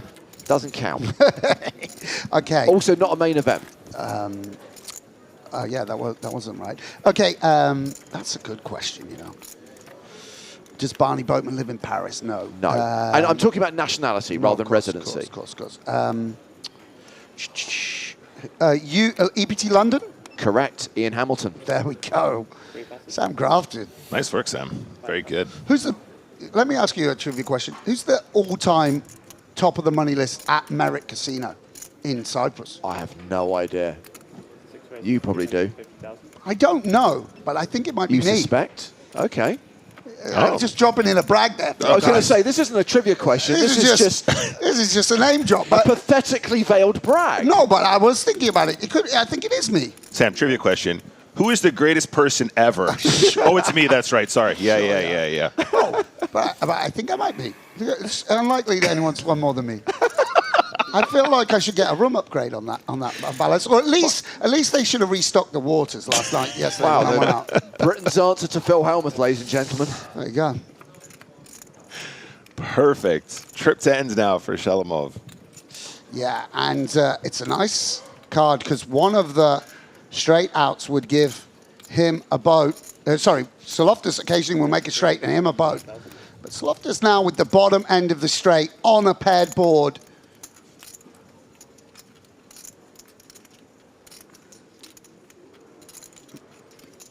might be that we want to just fold our hand here. I think he's even considering a raise, by the way. Is that correct? That is a raise. And by the way, it's often a sort of mechanic that when you have your worst hand you want to continue with, it's a hand that you turn into a bluff. The problem here is like the story doesn't make so much sense. Like maybe you check back 10-7 specifically or something like that, but it's chip leader, you don't really need to. And it's really worked out well here for Shalamov. He will continue with the call. All the sickos calling for a 6. Oh my And days. we get it! Wow, what an amazing river card. Unbelievable, the straight versus a full house. I mean, it is the 6 of diamonds, and this is why the raise, I think, gets us in some trouble. I think we want to raise with the top end of the straight. It's just a kind of unclean out, and a lot of players, some players might check back here. I don't think that is Soloftus' style. 525,000 into 2.88 million. We're raising for value now, Sam, right? But what's your size here? What would you do in this scenario? Yeah, you go big. You're super polar, right? I mean, this is a kind of not sure if bet, in the sense that, you know, we normally don't get to go these small sizings in position for value. Maybe something's different when we're chip leader or on final tables when sizes get dampened. But yeah, we have to absolutely punish this with a big raise.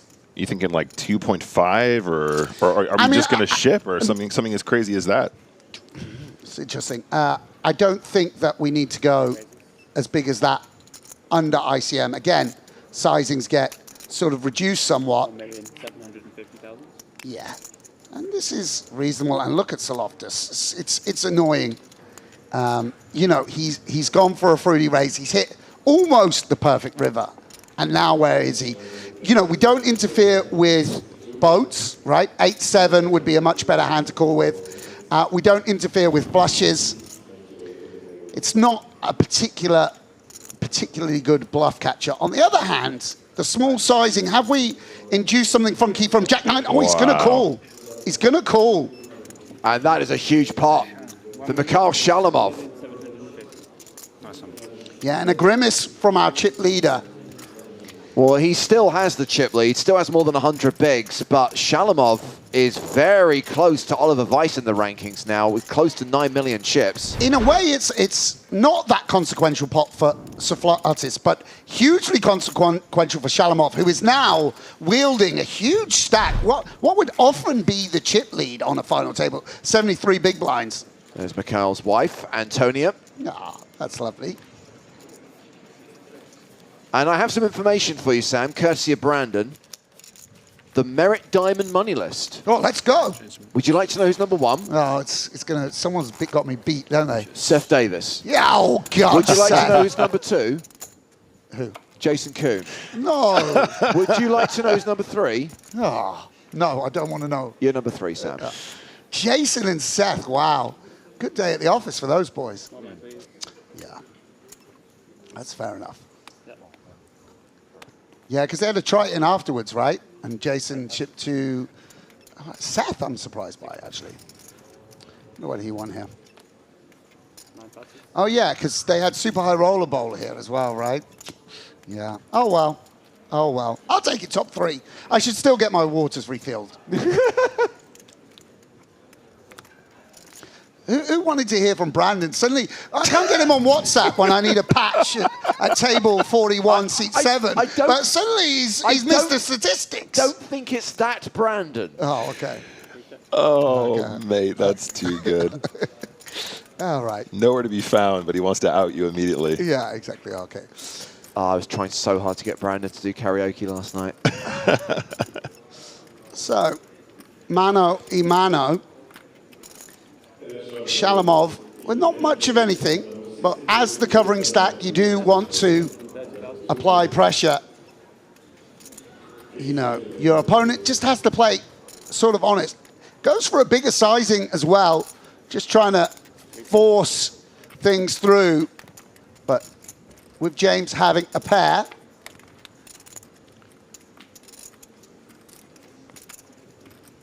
and now what do we want to do? We'd sort of rather have an overcard. We'd rather, you know, have a king little or something to be able to outdraw a queen in some manner. And check, check. Interesting river card. Hold on, 9-10. He doesn't have a straight. Yeah, I mean, 9-7 is sort of a kind of nut low in a way, in that we probably would barrel 4-5 or 5-3. I wonder if Shalamov goes for it again. Sort of attacking a 6x would be the way I might look at it. You know, you probably don't want to represent a flush without a club in hand. Shalamov, considering his options, and this is somewhat understandable. On this straighty, flushy board, Mikhail Shalamov bets 900,000, overbets the pot. Oh my days. And he is sort of representing a straight or flush. And we don't really interfere with those hands. Could be that king 6 with a club is, you know, Bobby's just going to pay, by the way. Nice. And Shalamov mucks. And Bobby James receives the pot. Yeah, good call there. I think blocking 8-9 is a consideration as well, isn't it, Sam? Yeah, but 8-9 barrels, right? The straight is like king 9 or... Here's a question. How frequently do you think Shalamov bets a flush draw and then slows down on the turn, though, as well? Exactly. It needs to be a flush draw with a 2 or a king X flush draw or like a 6X flush draw. I was going to say maybe an ace-high flush draw, but again, that feels quite barrel-worthy as well. Yeah, it's a little bit... I think you have to employ a sort of subtler sizing, you know, as if you've got a jack, you know, or you've hit 2 pair with 10-6 or something. I mean, he would have probably got called as well there, by the way. Yeah, I don't know. It's just so easy to overbluff, basically. Yeah, absolutely. Nice call from Bobby James. Now sitting with about 47 big blinds. Shalamov still third in chips, but has dropped down to 63 bigs.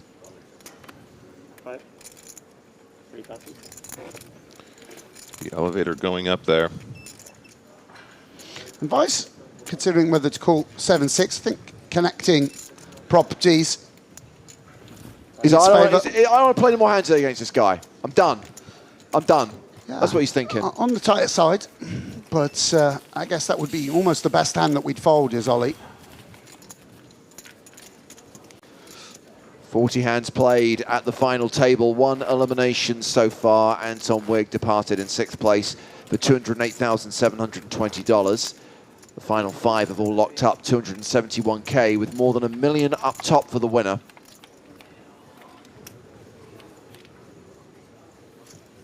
Action here will be on the shortest stack at the table, Andrei Lubovetsky. He folds. Shalamov's out. Bobby James on the button. So blind v blind. You're going to have to play against him now, Ollie. Yeah. And, you know, as professional as you are, it's funny when you are doing battle time and time again with the same person, literally taking dollars off each other. I'm guessing you just have 8 or 9 And Soloftas, with a hand that he can consider raising, decides to check. Yeah, that's... So blind v blind, unraised pot. We go to the flop, which is Ace Jack 3. It's one of those flops again, Sam, like kind of a texture that we might barrel quite often, small blind versus big blind. I think this deep he's going to... I mean, he's got the backup of the wheel, and maybe with the jack we just bet it pure, but I'd be tempted to check also. The wheel. The wheel. Just we don't want to build pots out of position. But yeah, it's fine. You can go either way. Might be better to bet ace-5 and check ace-6 and ace-7. Right, yeah. Congrats. Story checks out.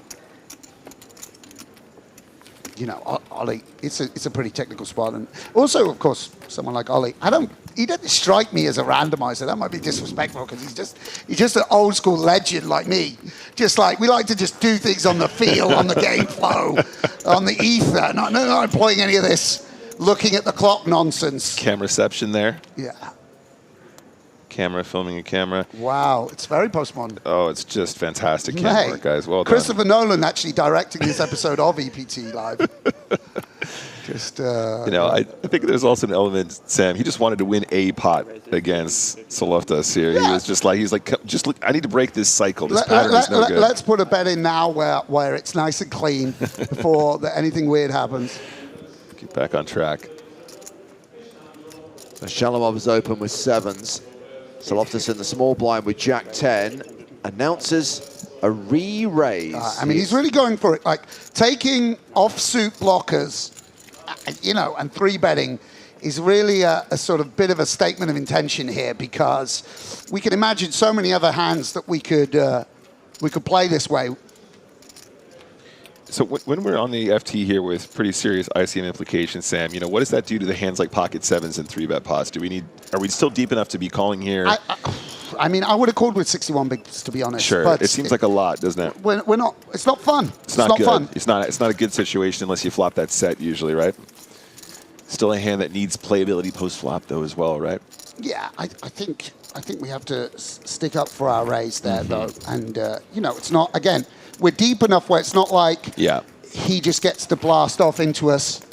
Yeah, I think the effective stack there kind of dictates that we're deep enough to still peel, but I can appreciate it doesn't feel good, does it? Yeah. Shalamov, you know, electing to be a bit more cautious, and that's reasonable. Shows the efficacy of that 3-bet though. If we're getting sevens to fold. Yeah. 240. Profitable. And Bobby James opening here with 10s. Should highlight that Andrei Lubovetsky's now playing fewer than 20 bigs. Folds 9-8 in the small blind, and Shalamov has folded the big blind. Have you ever donned sunglasses at the table, Sam? That's not your style, is it? Only when I was in my first couple of years of poker. Oh, okay. Yeah, I do think it looks quite good though. Sometimes, like Anton Wigg's making it look good. Maybe. Was this while the poker face was coming along in development? It was before I needed actual glasses. So, you know, actually, you can get prescription lenses for sunglasses, right? You know that actually it's a little embarrassing, but I used to wear fake glasses before I needed actual glasses, and I feel like it was a sort of biblical revenge where I was smited. My eyesight was smited for sort of imitating the afflicted. So so actually, once I needed glasses, it was great because I owned all these pairs of glasses. There's even a photo buried away on someone's Facebook page of me wearing glasses without lenses in them to a mustache bar in Dalston or something like this. It's thankfully buried but in the annals of time. You know. Shalamov completes in the small blind. And Bobby James checks his option. Yeah, these guys, Shalamov elected to play pretty cooperatively. I think that's quite a nice, whether that's an adjustment to like Bobby's style of play or just because they're sort of similar stacks and the raise doesn't force out too many hands.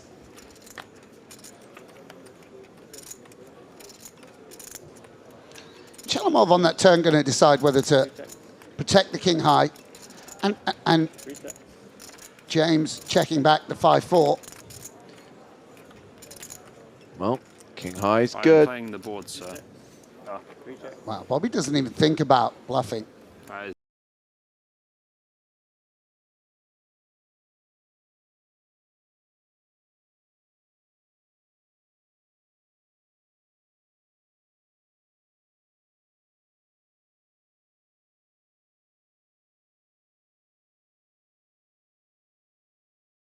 Talk about money and cars, mate. Nah, you don't need none of that. Money helps, but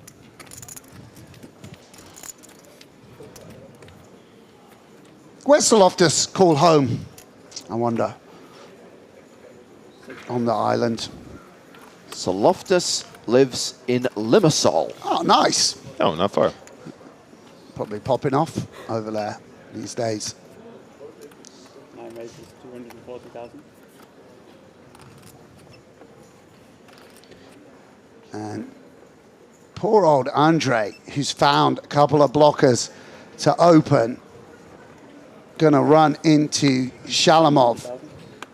It's a very legitimate open, sort of blocking exactly these type of hands that are gonna 3-bet. And now James with the suited ace-10 will relinquish.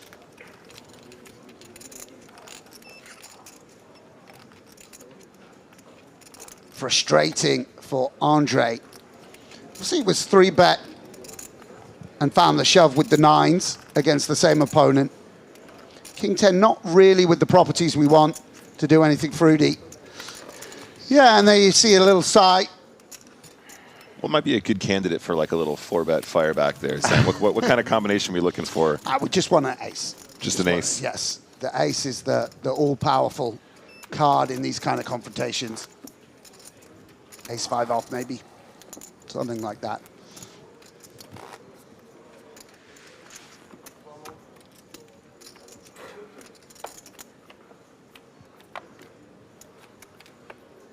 I mean, actually, with 18 bigs, we just probably play jam with some suited aces. There's not much clicking or anything like that. Right. Or even folding. We just sort of make up our mind. Absolutely. And 7s 9 raises, 240,000. will get raised. 5-handed. I think we do have to play it. Queens for Bobby James. Wow. And this is unfortunate for Andre. So he's got, what, 14 bigs behind? 625. Yeah, and look at the sizing. So small in a spot where Lubovetsky can't really play too many peels. What does he want to do with 7? Doesn't have any blocking properties towards top of range. Would we rather just put in an ace? And that's a very professional fold. The discipline, the mentality to not get frustrated there, really on display from Andre. Really, really nice. Yeah, He'll be annoyed about that, and relieved to see he's dodged a bullet there, really. Yeah, I mean, it's really easy to level yourself there and just go, this guy's getting out of line again. I'm going to put this in. We're going to end it right now. But, yeah, nice fold. I mean, sometimes people even lean into, I'm the shortest stack. Yep. You know, okay, I'm not facing much IC. I'm going to go for it. I don't want to fold and have 14 bigs. Yep. This guy can have all these bluffs. How nice would it be to pick up the 7 big blinds in the middle? Yeah. So that's, by the way, why it's not much of a fun open, because you don't really block the value or the bluffs, and you can't put it in over a 3-bet. So it doesn't even flop so well against the big blind. Solofta shoving small to big. Andre Lubovetsky is down to 12 big blinds now. And blinds are going to be going up in 45 minutes. We're halfway through this level. Is that a stack of 500, by the way? Yes, that's a stack of 500. Thank you. Okay.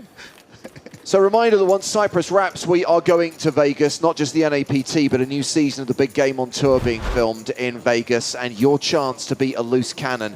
You can qualify via one of our free-to-enter tournaments on October 30th, October 31st, or November 4th. If you qualify via those free rolls, you could earn an audition spot. We'll be casting loose cannons for the big game on tour, and at this point, we can announce another player who will actually be at the tables playing high-stakes cash in Vegas. Sam Grafton will be returning to the big game on tour. Thank you. Wait. Is that the number 3 Merit all-time money list? Yes, exactly. Jason Good and Seth Davis weren't available, so we went for the 3rd place on the all-time money list here in Cyprus. But yeah, that's going to be really, really exciting. I loved playing the first series of such an iconic TV show, so I'm really, really excited to be back. And, you know, one thing we know is that this is a format that always generates action and excitement. I imagine over the course of the next couple of weeks in the run-up to the big game being filmed in Vegas, we will be announcing more names who'll be participating. But right now, you've got Gronk Nick Wright and Sam Grafton. What a trio. Exactly, yeah.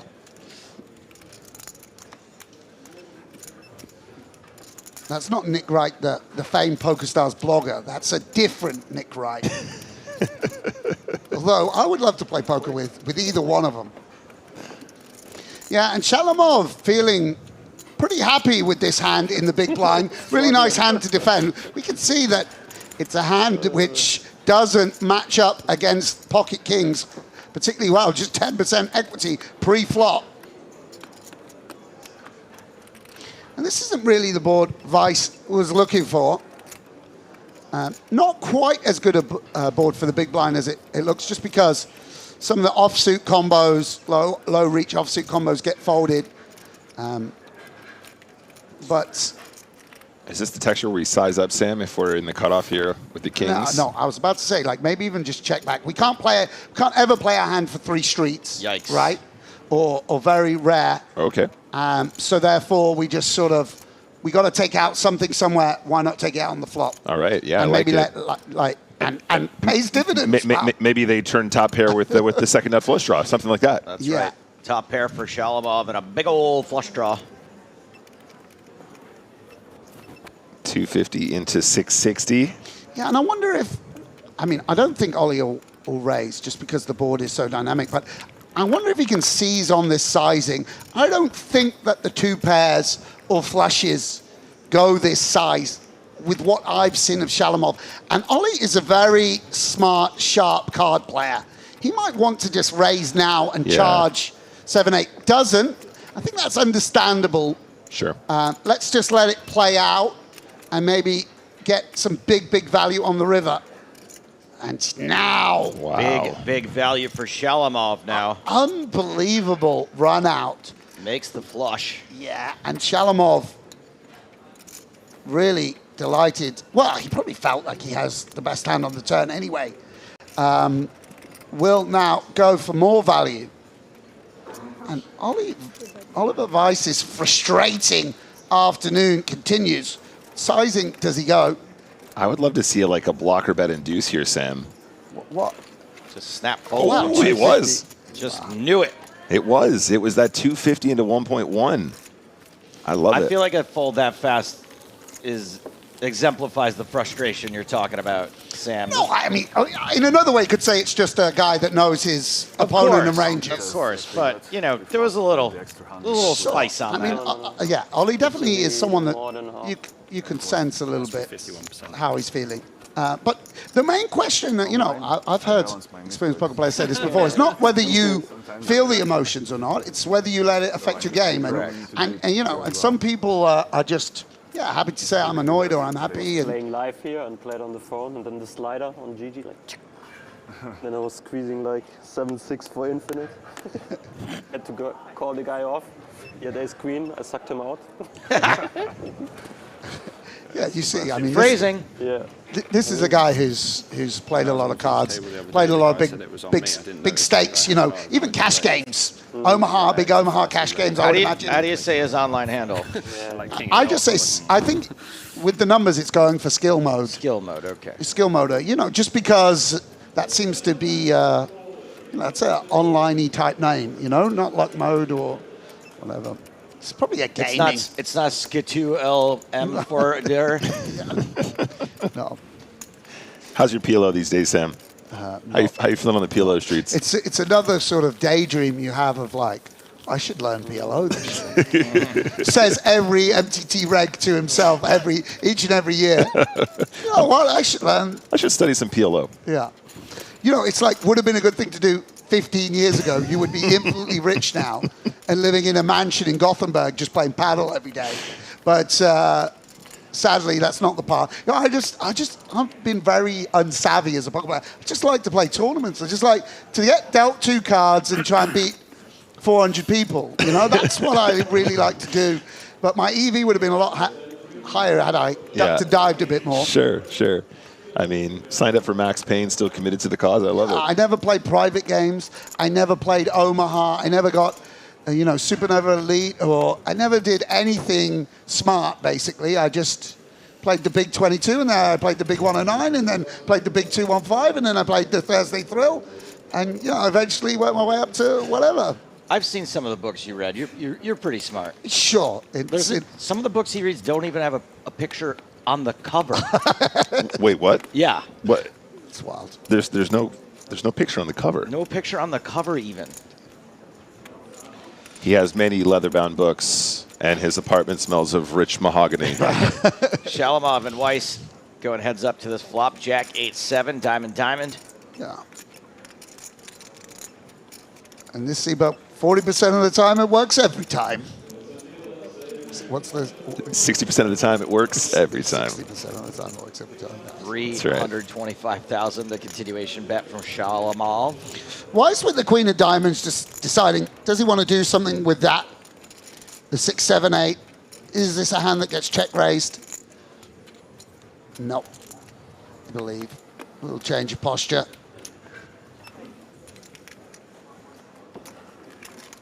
No, indeed. Yeah, it's been a good day at the office for Shalamov. Really consolidated his position at this final table. Yeah, he's done very well here. Now second in chips, loving life. Coming into this day, I was wondering if we were going to see our chip leader from yesterday just steamroll it, but it's really, really leveled out here. These guys are battling hard, Sam. Yeah, absolutely. I mean, that Queen Jack bluff, big hero call. It's a big swing in chips, momentum, the positional advantage, shifting the chips to your left, makes a real difference. If you've got two evenly matched players, the one on the left will take chips from the other. Yep, that's right. His card. This card. My card flashed.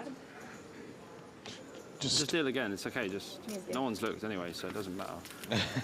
We can change the deck if you want. TD Bobby James. Sure. Assistant to the tournament director. So I think Lubavetsky there claimed that a card was flashed. The RFID cards are really hard to deal. Yeah. You have to really hold it. So that was a misdeal.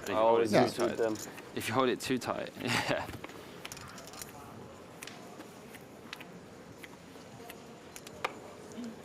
He lost a finger. So a little glitch in the matrix. It's his finger, not mine. I don't care. I like Shalamov. He's surrounded by two guys in sunglasses, hoodie, neckerchief. He's just there in beachwear. It just, could be going to an Iron Apple shot bar. After the day breaks, just relaxed. Speaking of which, Sam, have you ever been to Iron Apple before? No, I would. That was like the dream Back in the location day, when I was when I was a teenager. Is that like the Tenerife? Yeah, it's like it was really famous for UK garage. It's the capital of UK garage abroad. It was wow. I sang you the song. Iron Apple, Iron Apple, Iron Apple. The lads go in Napa. It was like big lads holiday, and. Hey, Soloftis. the blackjack guy, 7-4 suited. Must be his lucky hand. Yeah, I like this from Soloftis. Double down. You've been very patient in the big blind, not going after Ollie with folding the ace. Perhaps as a response to the frequency with which Soloftis has raised, definitely on the tighter side. Not like Spanish guys say vamos. That's it. But when they say when they keep saying pame, it means let's go. It's the same thing as vamos. Pame. Is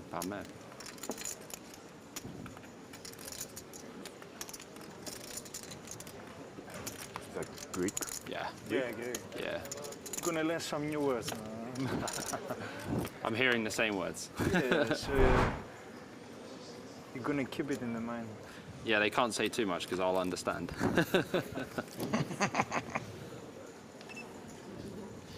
King 9 for Bobby James.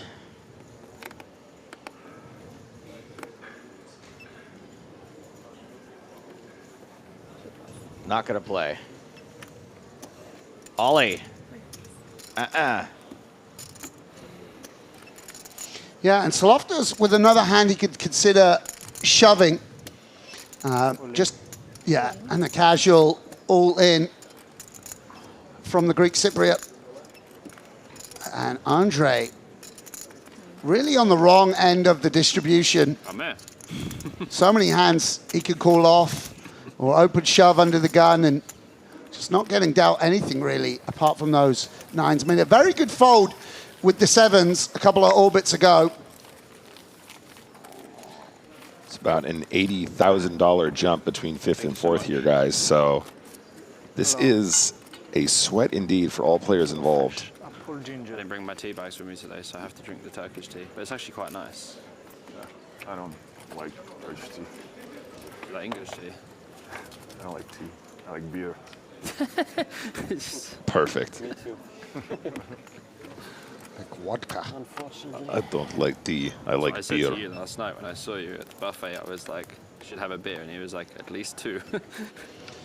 And Weis with a hand he can consider opening on the cutoff. Very cognizant of the chip leader on the button. He's going to play a lot of flats. Did you have a beer last night? Yeah, sure. Nice. I've been drinking the whole tournament. Yeah, no. Until the final table, I started when the game continued, like the last level. 50-50? Cool. Yeah, and look at this now. What a change from the start of the day. Shalamov, the covering stack here. To stop this habit on final table. It's a bit sensible, I think. There's two evenly matched hands. See a flop. A flop is 6-4 tray, 2 hearts. Yeah, and once again, a flop that's a bit more favorable for the big blind. And Shalamov, as a result, no heart in hand, just going to lead right out. And it's a bet which targets exactly the type of holding that Oliver has. And another sigh fold. Yeah, big sighting as well, half pot almost. Seems like everyone had their day. My day was day 3. Day 4 was bad. My day is today. Yes. You had yesterday. You had day 4. I had day 3. No. Yeah. You had day 4. You came through as chip leader, right? Okay. 3, 4, and 5. Okay. Can you change it, please? Sure. Now it comes down to who wants it more, Joe. Me neither. That's so often what it comes down to in so often competition. Just who wants it more? Sure.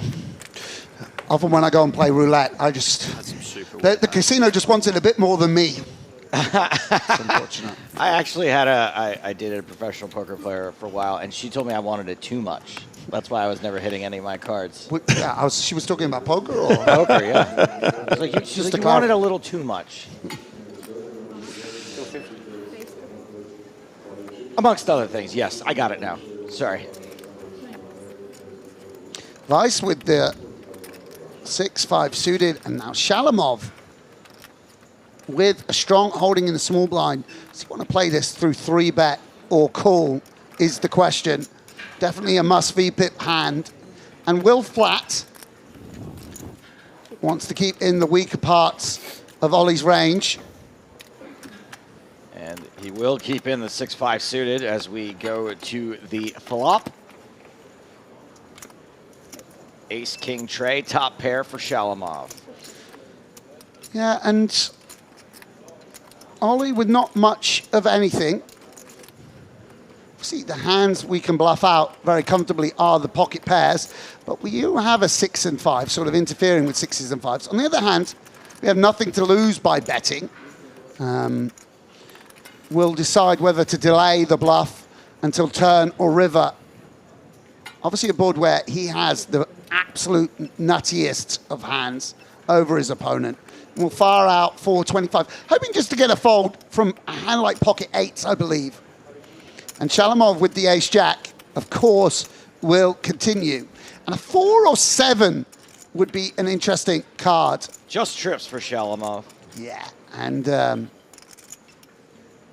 little bit, you know, this 6-5. Probably if we had a pocket pair like 4s ourselves would be that hand to go for it with. I don't know, 6-5.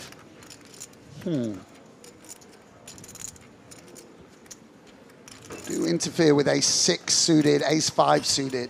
Is that enough? No. And I think that's a sort of sensible... The Weis flag? Yeah, the Weis flag, indeed. And Shalamov now going to be comfortable going for value, you would imagine. It's like a polar sizing here, Sam, you think? Like, or given the action, we kind of want to try and size down. Yeah, I mean, well, this is small, the block sizing. I think with the jack, we want to go a bit bigger than this. Ollie still going to have, by the way, ace-6 some of the time. Yep. Some good king X, you know, Yeah. that could still find a call, especially if they're blocking a club, maybe king queen with a queen of clubs or something like that. Yeah, I guess that doesn't bet the flop all too often, but, Okay. but yeah. It's, I mean, maybe just because we don't have any bluffs. You know. But I don't know, you can always pull something like, you can always pull 7s with the club and just like turn that into a bluff on a 10. Sure. You know, anyway, it's been the style of Shalamov to keep the sizings conservative. And by the way, that's a good place to start your final table strategy. Even if you're never going to have studied every specific spot, but just realizing sizings, you know, points of indifference come that bit earlier on final tables. Yeah, I think it's an interesting topic anyway, Sam, because I think as we study, a lot of times we're always looking for balance. We always want to be balanced. That's what they're telling us.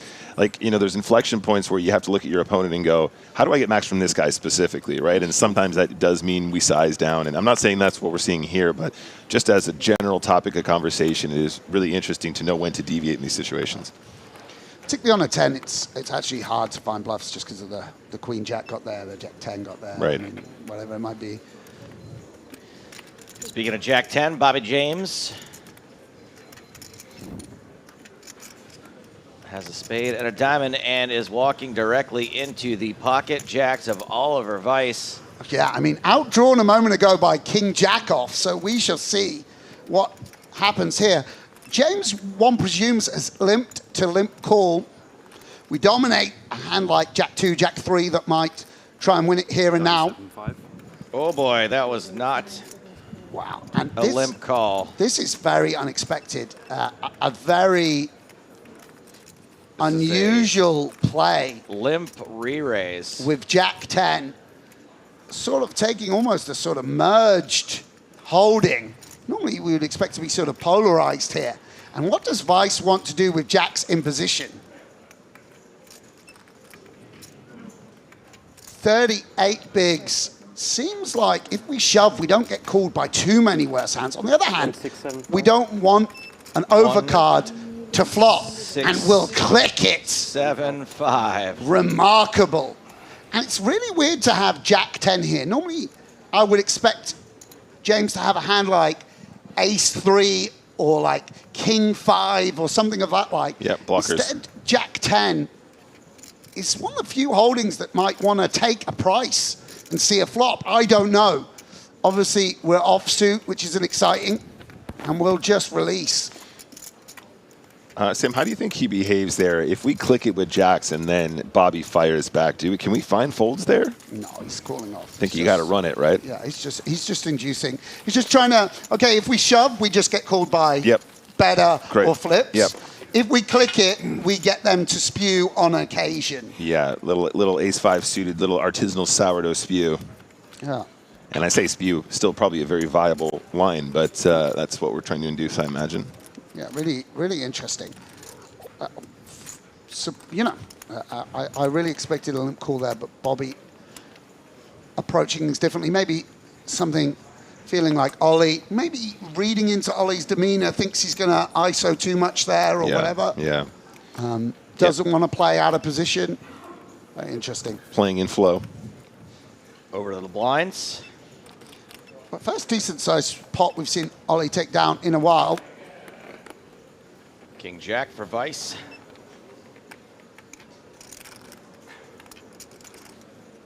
I fear for him if Salufas has 6-5, 7-4, 8-3.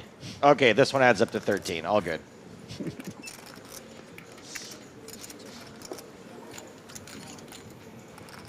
Just a limp check. Ace 9-7, pair of sevens for Soloftas. Yeah, and Ollie with a dominating King Jack. No need to bet. Too thin to protect. Obviously not a bluff. And Soloftas reaching for chips momentarily. Feels like you might want to bet this 7 on occasion as chip leader. Bet he does. And it's remarkable because if you could actually see Ollie's hand, this is exactly what you do. Just taking advantage of the fact that he's chip leader, and at this stack depth, Ollie's got to be very careful with chip leads. Happy with the fold, and can on occasion get called by worse, which is in fact what happens. It's an interesting one, right, Sam? Because with the King Jack, we think we probably do actually have the best hand here a fair amount. But on this texture, also feels like if they're bluffing flop, they're going to continue on turns quite often, especially if they have a semi bluff of some variety, right? Yeah, I mean, but we just can't fold the King Jack. Sure. Yeah, absolutely. It seems good. It's just tricky projecting down the line, and obviously being out of position makes this a challenging spot. Ooh, and it's a 7 on the river.